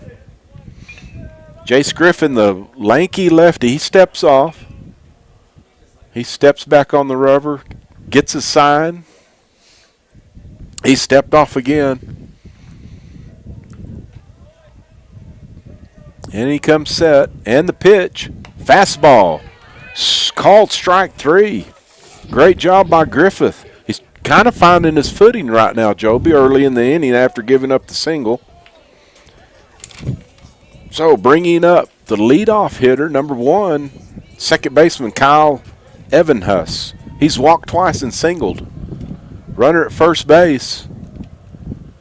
Curveball. There's a weak ground ball to the pitcher. Throws to second. Makes a great throw to second base to get the force out on the runner for the second out of the inning. Really a good play by the pitcher, man. He made a accurate, strong throw to the second baseman One cover. thing I've noticed is that these guys are all looking mid-form. I mean, both teams made some really nice throws. Third baseman threw it straight. I mean, they have made some good defensive plays, haven't they? Both teams. Yep. It's not a lot of times we see that here in the first tournament in Artesia. You know, they're still getting their arms together and they're still working on stuff. But man, some good defensive plays here. Now the Roswell coach out talking to the first base umpire. He's questioning if the runner slid at second base or didn't slide at second base to impede the throw of the shortstop. He did not slide, and so I don't know what that rule is. They're not going to change anything, doesn't look like, but he kind of come in running, standing up. If they said he impeded the throw or interfered with the throw, it would be, they could call a double play is what he was asking, I believe. Sure, I think you're right. There's a sharp single to the shortstop. That was by Maddox Martinez for the third out of the inning. So Griffin shuts down the lone single by the Hilltoppers, and they one run on, or no hits, or one. Let's go to break, Jeff. I'm tongue-tied. If you're missing a tooth or several teeth, a dental implant may be the ultimate solution. Implants look and feel so much like real teeth that you probably forget you have an implant. Maupin and Brown Dentistry is one of New Mexico's most experienced implant providers, with literally thousands of implant patients who are absolutely delighted with the results. Call Maupin and Brown today for an evaluation. You'll be surprised how affordable implants can be. Maupin and Brown, your choice for experienced, state-of-the-art dentistry. Attention Goddard Rocket fans! When you have a history of greatness, the real challenge starts after the finish line. When victory alone isn't enough, raise your bar, keep dreaming, and go beyond the limits that you thought possible. The new 2024 Honda Ridgeline Passport and Pilot, part of the Roswell Honda Rugged Trail Sport lineup. Roswell Honda, proud supporter of all Goddard High School sports. And welcome back, baseball fans. Roswell Coyotes coming up in their half of the fifth, the bottom of the fifth, with the leadoff hitter, the center fielder, Davian Dominguez. He struck out once today. Coyotes looking to put some more runs on the board. They're down 7-3, starting their half of the fifth. Ty Gart still the pitcher of record for the Hilltoppers. Here's the first pitch. He comes sidearm with the fastball for a strike.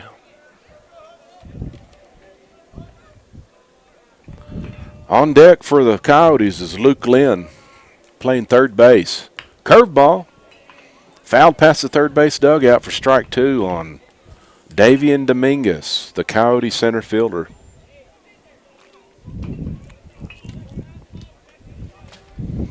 The breeze has not slowed down, and I think it's cooled off a few degrees. Here's the wind by Gartz, and the pitch. Fastball. Good cut by Dominguez to stay alive. Fouled it straight back.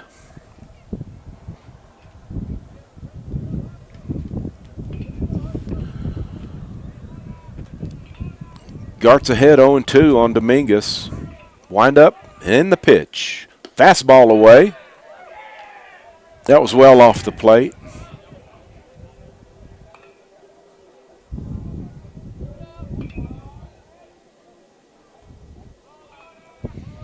Gartz with the pitch.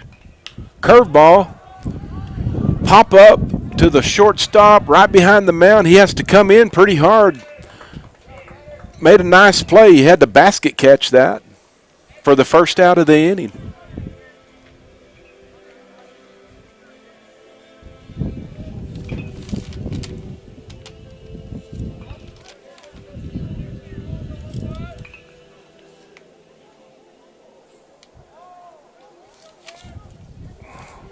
Bringing up Luke Lynn, the third baseman.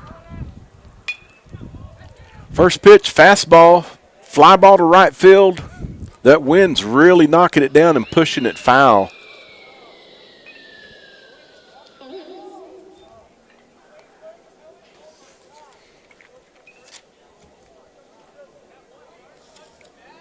So Lynn has grounded to second, singled, and walked. Here's a curveball, ground ball to third baseman, and he beats it out. Third baseman kind of bobbled it coming up out of his stance, fielding stance, and Luke Lynn, for a big guy, runs pretty darn well. That's going to bring up the second baseman, Savino Sanchez. One out in the inning for the Coyotes. Trying to put a little mini rally together here. In the fifth, they're running out of outs. Gart's out of the stretch. He picks to first on Lynn.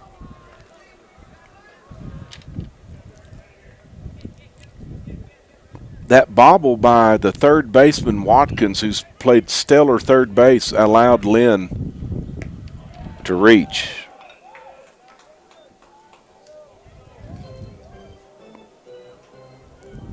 I'm gonna call it an E5, as a scorer. I'm being tough. There's a pitch by Gartz. It stays inside. Thank you. It's all right. Hey, can you tell Coach to tell those workers to in the morning?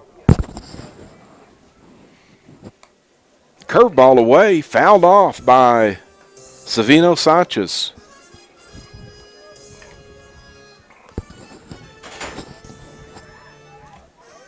Luke Lynn at first base for the Coyotes, 1 out. He reached on an error by the third baseman.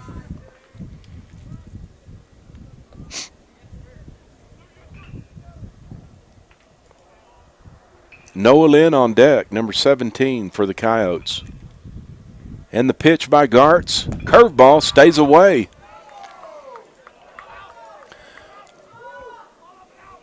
The Hilltoppers wanted that one, but it was off the plate. It was a ball. Evens the count 2-2 on Sanchez, the second baseman. And the pitch stays sidearm for ball 3.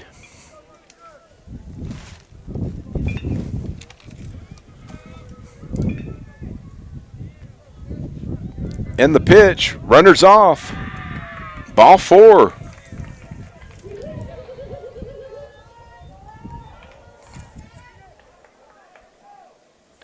Brings up the first baseman, number 17, Noah Lynn. So after the error, Gartz walked Savino Sanchez. So Coyotes have runners on first and second with Lynn up to the plate, 1 out. It's going to be a pitching change. Gartz pitched a pretty darn good game.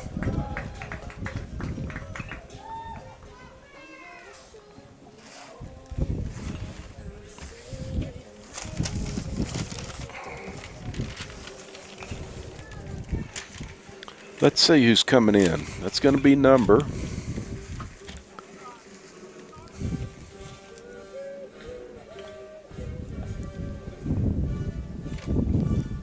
It's going to be that's going to be number 44. The DH came in for the pitcher. So the DH was Graham Martinez for the Hilltoppers. He's now in at pitcher for Ty Gartz, who pitched 4 1/3. Gave up 3 runs. Did a pretty good job keeping the Coyote hitters off balance.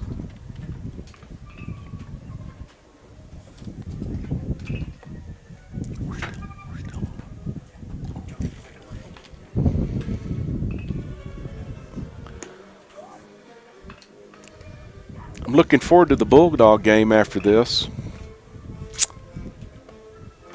Bulldogs coming in with a record of 3-3. This is going to be the Bulldogs' first home game tonight. Against the Deming Wildcats. Deming Wildcats ranked number 4 on Max Preps. They are 6-2.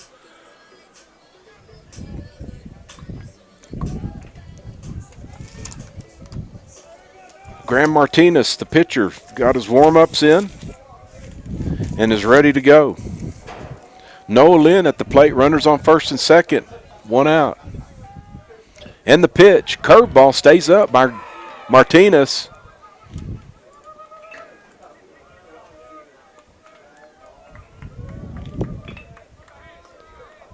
And the pitch by Martinez, curveball stays up again. Runs the count to 2-0 on Noah Lynn.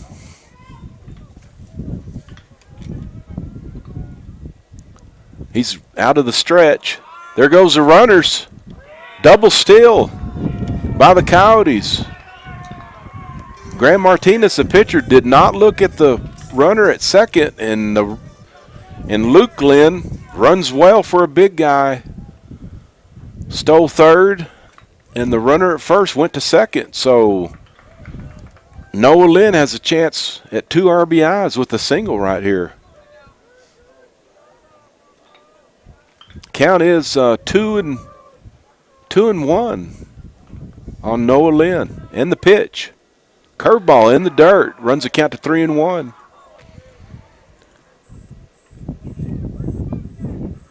Graham Martinez trying to shut the door on the Coyotes. 1 out in the inning.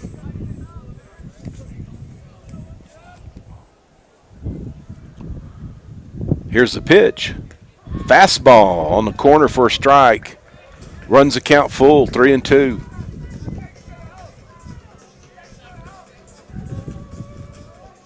Noah Lynn at the plate. The big righty. Fastball away. He walked him.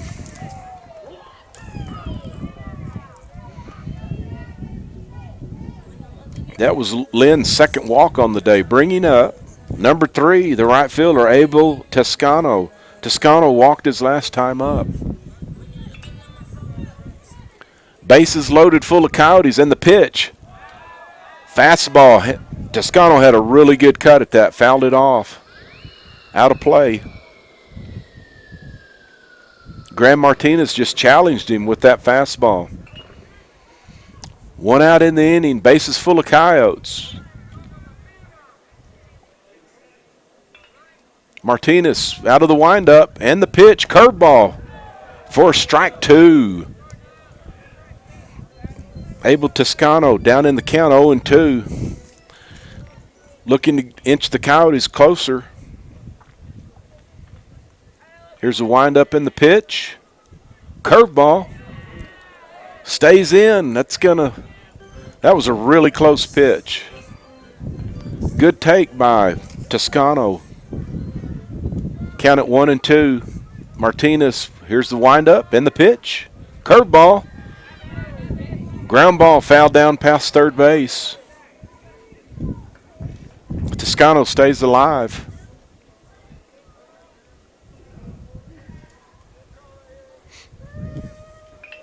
The breeze is cool coming. I've got this window open in front of me. It's pretty cool. Pitch by Martinez. Fouled off by Toscano. Chest high fastball. Did a good job staying alive. On deck is number 10, Jacob Palomino, the shortstop, waiting to hit for the Coyotes. Martinez gets the sign. Here's the windup and the pitch. Curveball stays up. Evens the count at 2-2 on Abel Toscano. He's playing right field for the Coyotes. Pitch by Martinez. Curveball. Strike 3. Really a good pitch by Graham Martinez to get the second out of the inning for the Hilltoppers. That's going to bring up the shortstop, number 10, Jacob Palomino. Catcher goes out and talks to the pitcher, and the hitter goes and talks to his third base coach. Bases loaded with Coyotes.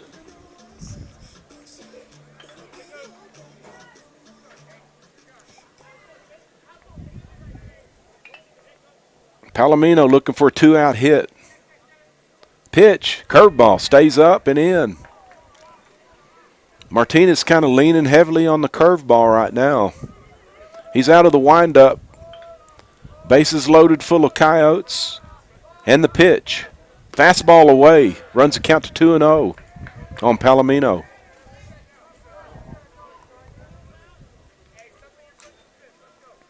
Martinez trying to work quick on the mound. He gets his sign in the windup. Pitch, curveball. Took a lot off of it, and Palomino swung through it for the strike 1. 2-1 on Palomino. Pitch by Martinez. Fastball in the dirt. Good block by the catcher, Brandon Watkins. Count is 3-1 on Palomino. A walk would score a run. Bases are loaded. Wind up in the pitch. Fastball. Strong. He swung hard at it, but came up empty. That's going to run the count to full. on Jacob Palomino for the Coyotes. Wind up in the pitch. Fastball fouled away. Runners are off on 3-2, 2 outs. All the runners are off, so a single will score 2 for sure. A double might clear the bases.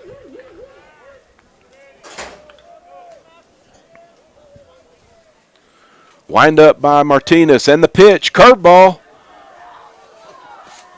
Ground ball to the third baseman. He's up, makes a throw to first. Not in time. That's an infield single. Good play by Watkins because he saved a run, at least one run. So the Coyotes on the infield single by Palomino score 1 run. They're inching closer, 7-4. A base hit could get them really close. That's going to bring up the designated hitter, Elias Lujan. He has struck out once today, swinging. He's looking just for a base hit will score 2. The runners are off on contact. That's fastball by Martinez away. He's working really quick. He wants to get in some kind of rhythm. He's got the sign. Here's the pitch. Fastball away.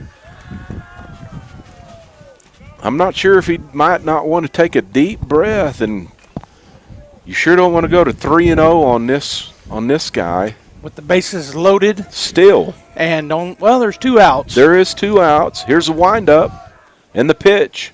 Fastball away. It's 3-0 on the designated hitter, Elias Lujan. I'm certain he's taken right here. Well, I shouldn't say that. If he swings away and gets a base hit, but I don't know. He's probably going to be taken. That pitch stays up. He walked him. Walked another runner in, or walked that run in. So that pushes the score to 7-5. Coyotes still have the bases loaded with the catcher, Diego Villa. He walked his last time up. He's grounded to the shortstop once also today. So they got the tying run at second, go-ahead run down at first. Graham Martinez, the pitcher right now, and the pitch. Line drive down the left field line. It's well foul. He was out in front of that. I'm going to say that was a high curveball.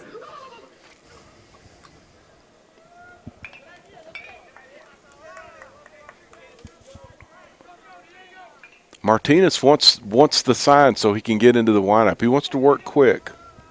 Here's the windup and the pitch. Fastball away. Count goes to 1-1 on Diego Villa, the Coyote catcher.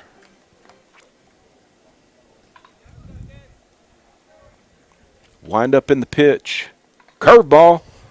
He's got a pretty good curveball. He swung right through that. Did Villa. For strike 2. He's trying to extend the inning for the Coyotes. Bases loaded. They're going to be off on contact for sure. Another curveball, ground ball to the third baseman. He snags it as Watkins did and touches third for the third out of the inning. So the Coyotes do answer with 2 of their own in the 5th to bring the score to 7-5. And we'll be right back to start the 6th. At Richland Motors, it's never been easier to sell or trade your current car, truck, or SUV for a newer model to hit the road in. Even if you don't purchase from Richland, they want to buy your vehicle for top dollar. But if you do buy from Richland, don't forget, they're the home of the powertrain warranty for life. That's a whole lot of confidence for you. See Richland for details. 2nd and Sycamore and 1309 Southeast Main. So your pecans aren't as big and bountiful as they used to be? Well, what would Jim Gill do? Hi, this is Ben from Roswell Seed Company. Few people knew as much about pecans as Jim Gill. And if he were here today, he'd tell you it was time to fertilize. He'd tell you just what you need and show you how to use it. Then he'd make some joke about your neighbors making fun of your nuts. So when there's trouble with your pecans, head for Roswell Seed Company and ask them, what would Jim Gill do? Picture this.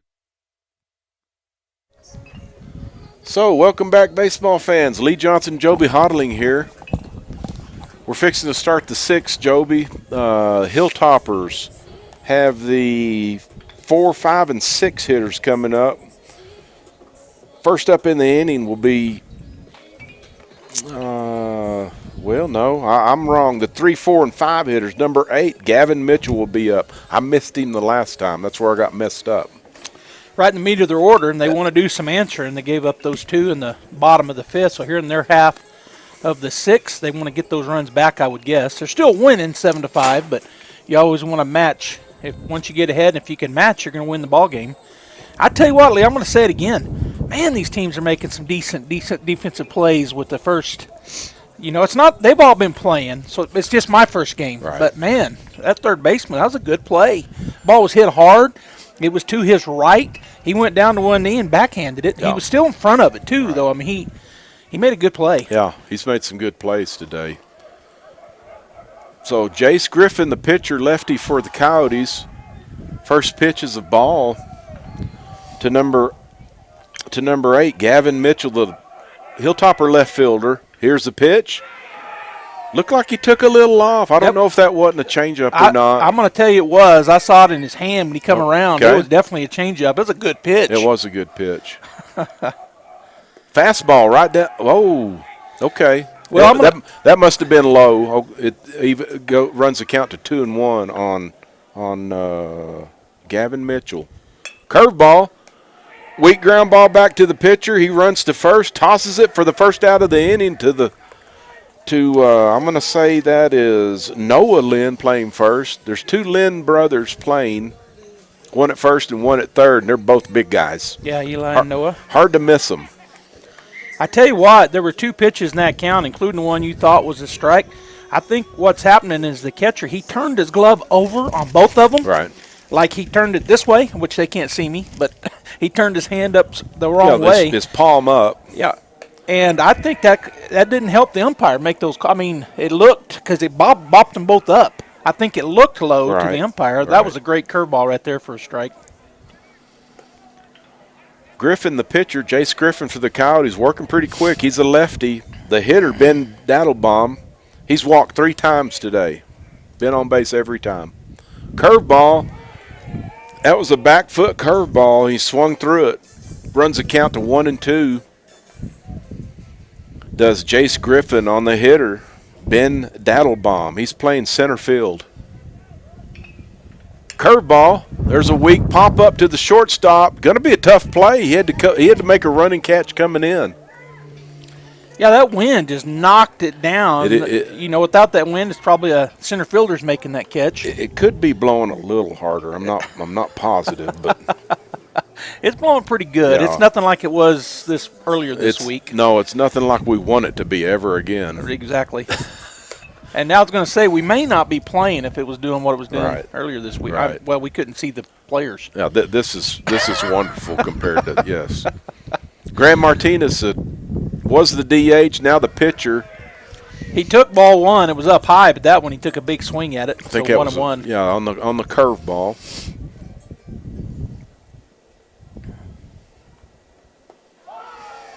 Got him again with that curve. Martinez has singled and walked on the day. He has a couple of RBIs. He has 3 RBIs, 2 on a single, 1 on a walk. Fastball away. Just missed. I guess maybe a little low, maybe a little outside. Combo I both. think that was on the white in the other batter's box. Yeah. Curveball stayed up, runs the count to full on Graham Martinez, the pitcher. He's the pitcher of record right now for the Hilltoppers. I say that. He's not. Ty Gart's still in line for the win. So, Jace Griffin walks Graham Martinez with 2 outs in the inning. Brings up number 15, the third baseman. He's made some good plays today, Hayden Watkins. He did bobble one for an error, Joby, while you were downstairs. I went to get a drink and got a little bit of food while I was down there. Right. Good food in the hospitality room. 27's coming in to courtesy run for that's Andrew Bailey. Okay, Andrew Bailey. Daly. Coming into courtesy run. He is courtesy running for the pitcher, Graham Martinez.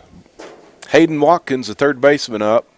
Pitch, fastball, stays up by Jace Griffin. I want to say Griffith, but it's Griffin. 2 outs in the inning. And the pitch.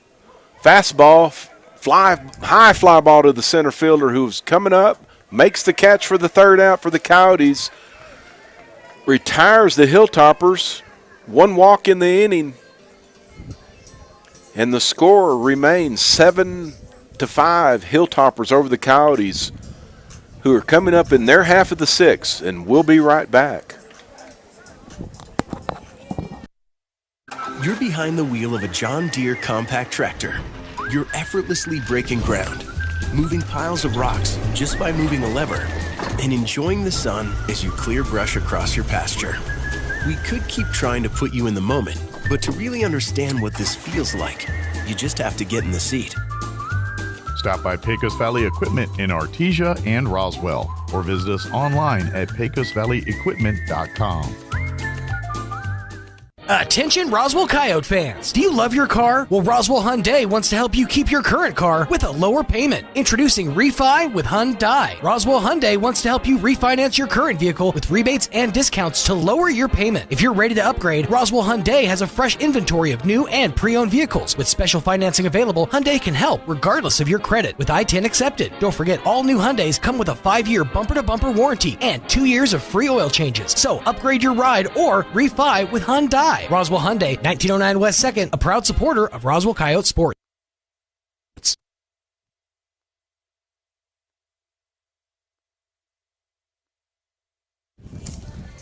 And baseball fans, we're back. Coyotes coming up in their half of the 6th, bottom half of the 6th, with the pitcher, Jace Griffin, left-handed hitter. Throws left, hits left, leading off for the Coyotes. Here's the pitch. Graham Martinez fastball stays low. On deck's the leadoff hitter for the Coyotes, center fielder Davian Dominguez, waiting to hit. Martinez with the windup and the pitch. Fastball. Griffin takes a swing, fouls it off to the left side. Runs the count to 1-1.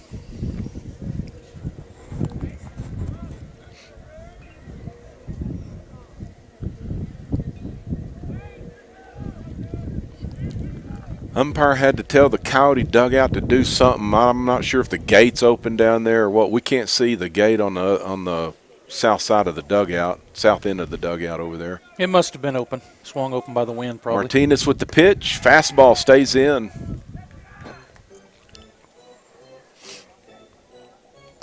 Jace Griffin has walked and grounded back to the pitcher. Fastball fouls it away again to the left side. Counts 2-2 on Jace Griffin, the pitcher.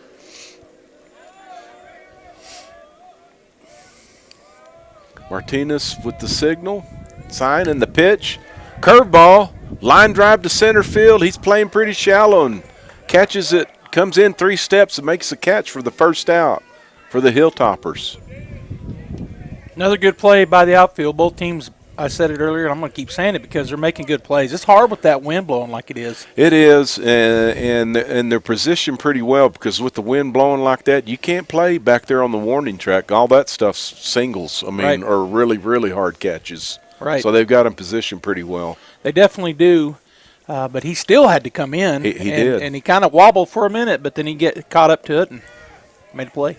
First 2 pitches by Martinez stay up against Davian Dominguez, the leadoff hitter. He struck out and popped up to the shortstop last time up. Ooh, that was a tough one right there. I thought it might have caught it, but maybe a little low. Runs the count to 3-0. Coyotes looking to get some base runners, and that's ball 4. Stays outside and low. Well, that brings the tying run to the plate. 7-5 here in the bottom of the 6th. Roswell has 1 out on their offense, but Going to bring up the 3rd baseman, number 15, Luke Lynn. Got to be all of 6'5". He's tall. He's a big, good-looking athlete, as you said earlier. The 2nd baseman, Savino Sanchez, waits on deck. Martinez out of the stretch. And the pitch. Runners off. Throw by the catcher. Nobody at second base. Has the base stolen easily, does. I'm going to say Savino, that is Davian Dominguez, the leadoff hitter. Davian. Yeah. Single, sharp single, line drive single to the center fielder. Here, Dominguez rounds third. Oh, wonderful base running by Luke Lynn. They let the throw go through, and he takes second base. So the single, he ends up taking second base. That's got to be an error on somebody. I'm gonna say it's on the first baseman because he didn't cut the baseball, or the catcher. Needless to say, Coyotes on second and third. Curveball for a strike by Graham Martinez. To the plate, Noah Lynn takes a curveball for that first strike. He's got a chance to tie the game. Fastball in the dirt, gets by the catcher. It's going to score a run. Coyotes inch closer. Still have a runner from second, moves to third. Lynn moved to third. Yeah, nobody out. Tying run at third. Go ahead run at first. Or there is one out. Oh, that's right. Yeah. That first pop fly out to center field. Savino Sanchez, the second baseman, up. And the pitch. Fastball in by Graham Martinez, the Hilltopper pitcher. At times he's been really good. At times he's been kind of shaky. He's trying to hold the lead for the Hilltoppers. And the pitch. Fastball in the dirt. Really good block by the catcher. Really good block by Brandon Watkins. He had to move to his right. That fastball was going away from him, and he kind of corralled it. And a good catcher wants everything to funnel back towards the plate to keep it in front of him, and he did that. Yeah, he did a good job. It hit him on the arm. He's kind of shaking it off. So catchers got to be tough guys because they take a beating. They get hit everywhere, and everywhere there's not a pad, it always gets hit. And it hurts. At some point in the season. And baseballs, yeah, they're not soft like a Nerf ball.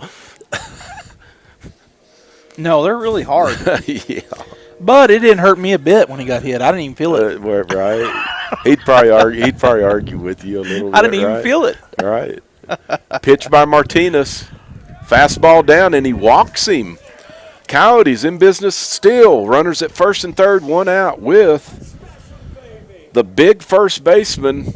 He's bigger than his brother by about 15 pounds. I don't know if he's quite as tall. I was trying to remember how tall these guys were.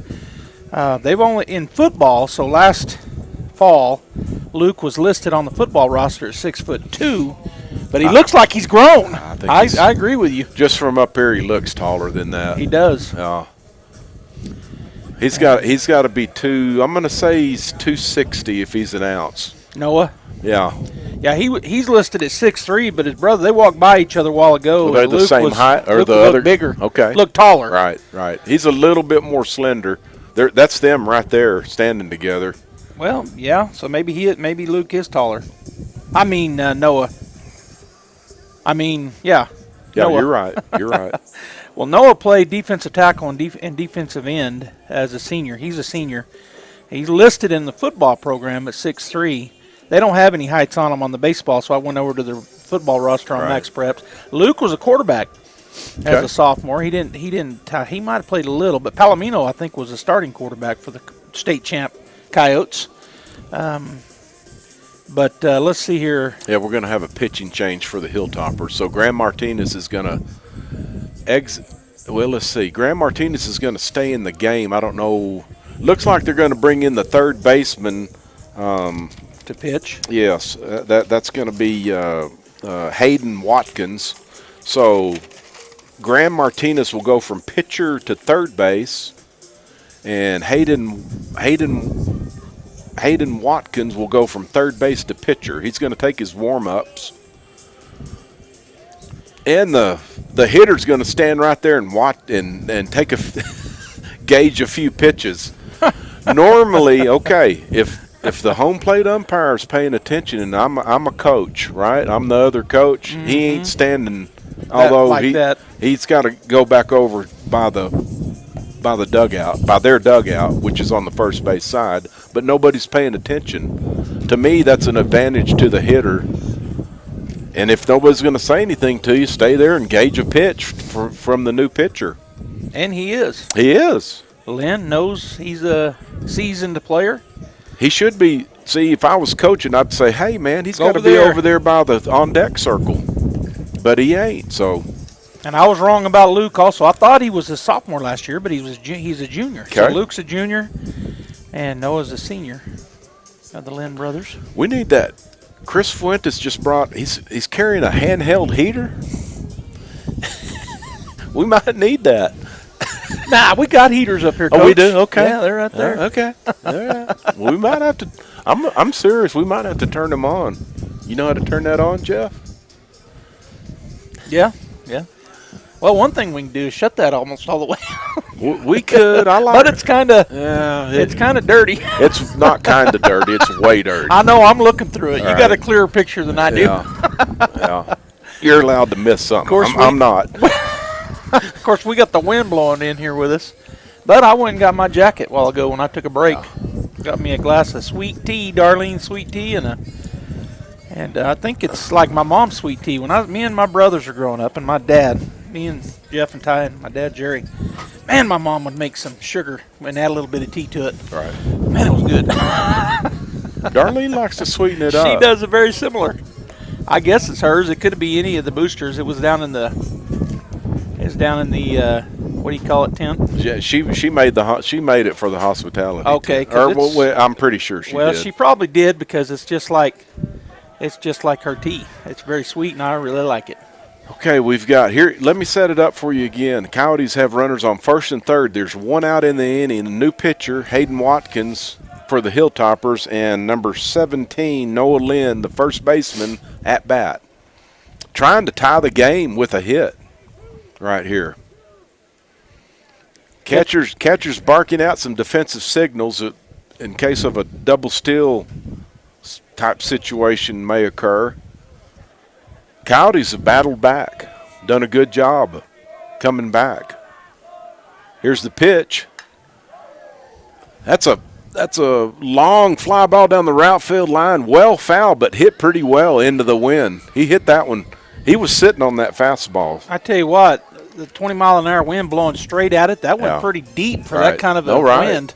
And it had a tail on it, so it got out of play. It tells you he got. I'm going to say he got good wood on it, but it's not a wood bat anymore. Thank goodness. But it is a metal bat. But he got good metal on it. He did.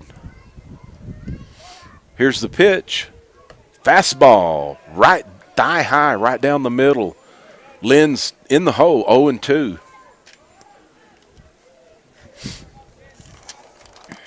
Hayden Watkins, the pitcher. And the pitch, runners off. Oh! There's a hit and run, perfect hit and run. The shortstop did a no-no. I'm going to tell you, that's a mistake by the shortstop because a right-handed hitter on a steal, he should stay there in case of that ground ball right there. But they both break to the bag, and it's a single, and the game is now tied, Joby. Yeah, with one out, runners at first and second. Roswell has stormed back. And that was the same play that happened just an inning or two ago. It did. The pitch by Watkins, fastball down. The hitter now is the left fielder, Abel Toscano. He singled, walked, and struck out. He's trying to give the Coyotes the lead. They've battled back. They've got one in the third, two in the fourth, two in the fifth, and now two in the sixth, and want some more runs. Pitch by Watkins. Fastball away. Abel Toscano, left fielder for the Coyotes, heading the count. 2-0. I tell you what, Lee, there's some tough guys in this ballpark. I've seen a bunch of them walking around in shorts. Yeah. It's been chilly all day. I worked out in it all day. It was cold this morning. It's really cold right now. It was 28 this morning, and yeah, it's cold. Pitches outside. Watkins falls behind the hitter. Toscano, 3-0. I'm going to go get Coach Bickle's jacket from him. He got one of them big fluffy ones. He does. I bet that's got some goose down in it. Yeah, it's got goose down in it. Yeah. Watkins trying to battle back. Fastball. Oh, my goodness. That looked off the plate, but he called it a strike, so it's 3-1 on the hitter, Toscano. He didn't agree with the call, but the umpire's the umpire. He's what counts. Watkins comes set, looks at the runner at second, and the pitch. Fastball. Oh, that was a little high for ball 4. Again, Joby, the Coyotes have the bases loaded with the shortstop who singled last time, Jacob Palomino, up. Coyotes can take the lead possibly with the single. Mr. Riley's a tough guy. He doesn't have much on. Well, he's carrying a blanket and a he jacket. Is. He's got fixing him a long sleeve. Right. But that may be for some other people. It could be. Watkins with the pitch. Fastball up. He can't find the zone right now. Well, they called it a strike. Oh, he did? Yeah. Oh, I guess I better pay attention. My mistake. Watkins ahead then, 0-1 to the hitter. That's Palomino, the shortstop. Fast curveball in the dirt. Good block by Brandon Watkins. I wonder if he's related to the pitcher, Hayden Watkins. I just kind of put that together. They may be brothers. Could be. Probable. Hayden Watkins, the pitcher, out of the full windup and the pitch. Curveball. Good hard curveball. Swung through by Palomino. He's down in the count, 1-2. People starting to get here for the Bulldog game, Joby, kind of filtering in a little bit, checking out the concession stand. Watkins with the windup. Here's the pitch. Fastball, stays up. I'm not sure he didn't call that one a strike a while ago. He did, and that's why I thought it was fixing to be called again. Right. But this time, ball 2. Evens the count at 2-2. Still just 1 out in the inning. Coyotes have the bases loaded. And the pitch. Swing and strike for strike 3, but it goes to the backstop off the catcher's glove, so the runner from third scores. The hitter reaches base safely on it's ruled a strikeout, but the catcher could not handle it. Coyotes take the lead, Joby, 8-7. All right, so it's a strikeout, but does he have to leave the field? No. He did. He gets first base. Yeah, he took off and went over to the dugout. Oh, bases occupied with less than 2 outs. I apologize. Got the less than 2 outs is the big deal. 2 outs, he would have been on there. Gotcha. Okay.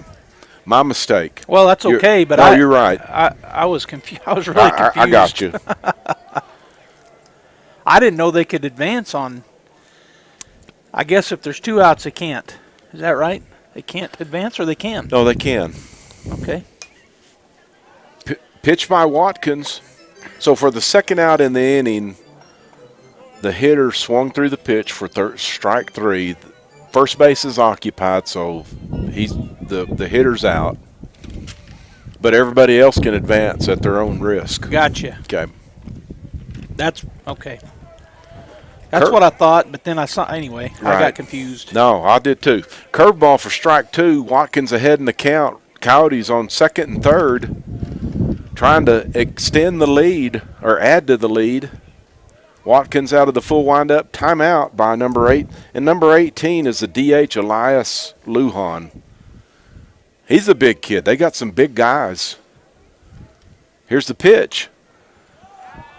Fastball fouled straight back. Lujan stays alive. Umpire needs a couple of baseballs. Tosses one back to the catcher, and he keeps 2. There's Kathy Beauregard with her sign. I'm trying to see what's on the sign. I think that's her son, Bub. That is. That's Caden's face. She's got 2 of them down jackets. Yeah, she does. Covered up good with I'm fixing to go. Gloves. I'm fixing to borrow that pink blanket. So it's 0-2 on Lujan. He's the designated hitter. And the pitch by Watkins. Curveball. Oh, it's off the pitcher. It's going to be a close play. Is he going to make the play? He does. Oh, first baseman drops the baseball, and it scores 2 runs. Coyotes up 10-7 now over the Hilltoppers. So I think you call that an infield single and then an error, E3, on the drop ball. I think he was safe over there, but the reason I think it's an error is because the runner comes from third on that ball gets by him. That's it. You got it right. I think he was going to be out at first. You do? I thought he was going to be safe. That's close. Well, the only reason I say that, when he started his slide, slows him down. He really wasn't sliding anymore. It was going to be like a lawn dart over there. That's what I call a bull rider getting thrown off a bull's a lawn dart. I've heard that expression in rodeo before. I have to. My dad was a PRCA cowboy. No, I right, a lot. Right. Oh, off the ground ball, off the pitcher's glove. Third baseman Graham Martinez makes a great play running on the run to end the inning. But the Coyotes come up with 5 runs in the bottom of the 6th to take the lead 10-7. Hilltoppers have a chance. This is their final one. They got to get at least 3 to keep the game going. That's Top of the 7th. And we'll be right back.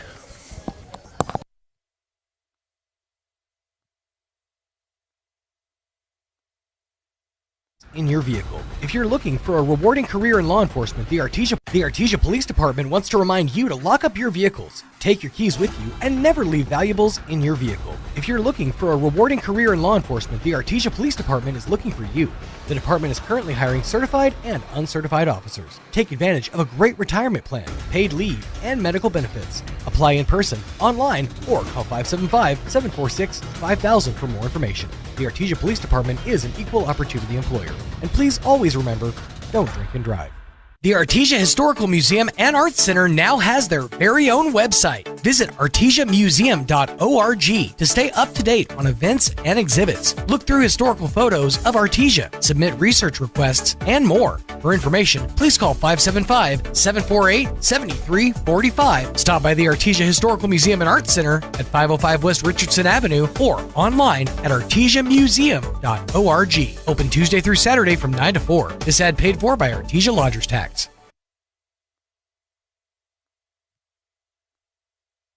Big O Tires understands the importance of keeping your fleet vehicles running smoothly. Our expert technicians provide quality automotive services and offer an extensive tire selection. Plus, we know that time is everything, and that's why Big O Tires minimizes fleet downtime with priority appointments. Fast, quality service for any size fleet. Big O Tires is your one-stop shop for commercial and personal vehicle needs. Roll into Big O today. Bob Reed Pest Control is committed to providing the most modern pest.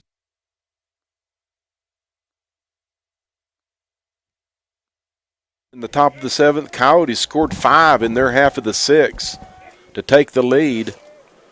Jace Griffin on the mound, the lefty for the Coyotes. First pitch was a strike. 2. Number 13. 13, Brandon Walker, the catcher.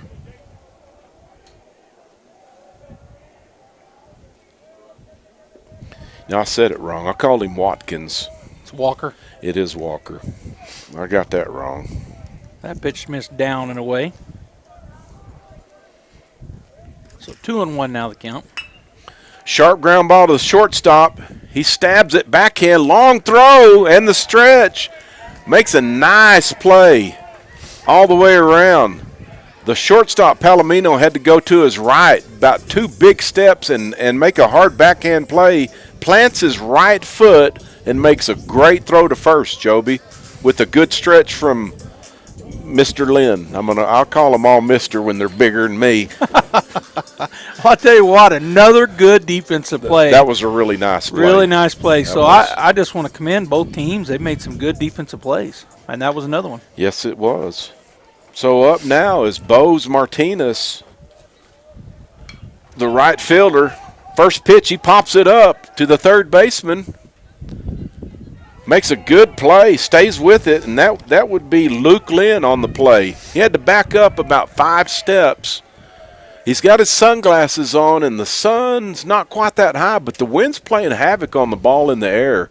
That one stayed up there a long time, so I know it was moving a good bit. It moved a lot. He camped out, as you said, and then right at the end, he had to kind of take a step to the left. His glove kind of wobbled with the ball, but he made a good play on it. So they're down to their final out. They led all the way until the 6th inning, and then 5 runs by the Coyotes put them on top by 3, and Los Alamos down to their final out here. Nobody on, 2 down, and down by 3. So now is number 27. Didn't he go into courtesy run? I don't have his name. Number 27? Yes. I can find his name for you. He may be a pinch hitter, too. I think you can courtesy run and go into pinch hit. I mean, it's Andrew Daly, and he did go into courtesy run because I remember calling his name. So Andrew Daly at the plate. He hits from the right side. Jace Griffin, the pitcher, 2 outs. Curveball for strike 1. Good job of getting ahead. Jace Griffin has come in and done a really good job because he was kind of shaky there to start, but he's finding his groove. Fastball for swinging strike 2. Hilltoppers down to their last strike. Winner of this game plays tomorrow night at 7 o'clock. And the pitch. On that hit him. Not what you want to do by Griffin, but they do have some runs to play with.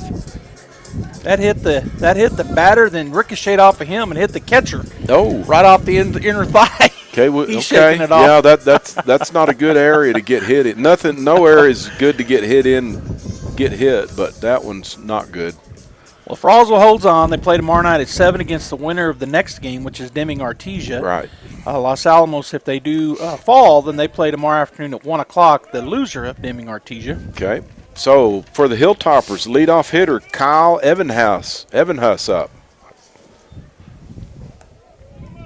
He's playing he's playing second base. He's walked twice and singled once. Trying to keep the inning alive. Oh! Swing and strike. Was that a foul ball? Ball. The umpires nowadays, half of them don't hold their hands up saying it's a foul. You know what I mean? They should. Foul tip. They should. I didn't see that. So yeah, it went right off of his chest plate. The umpire went over the hit because it was a foul tip right straight back, but it went over the helmet of the catcher right into his chest plate. Right. And the Roswell coach gets the foul ball and lets him catch his breath, walks out and talks to him, gives him the ball. So count even at 1-1. And the pitch, fastball away. Throw by the catcher to first, not in time.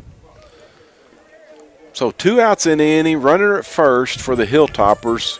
They're trying to extend the inning. They're down by 3 runs, 10-3 or 10-7. Yeah, need a big, massive 2-out rally. Curveball stays down by Jace Griffin. Good block by the catcher. That would be Diego Villa for the Coyotes.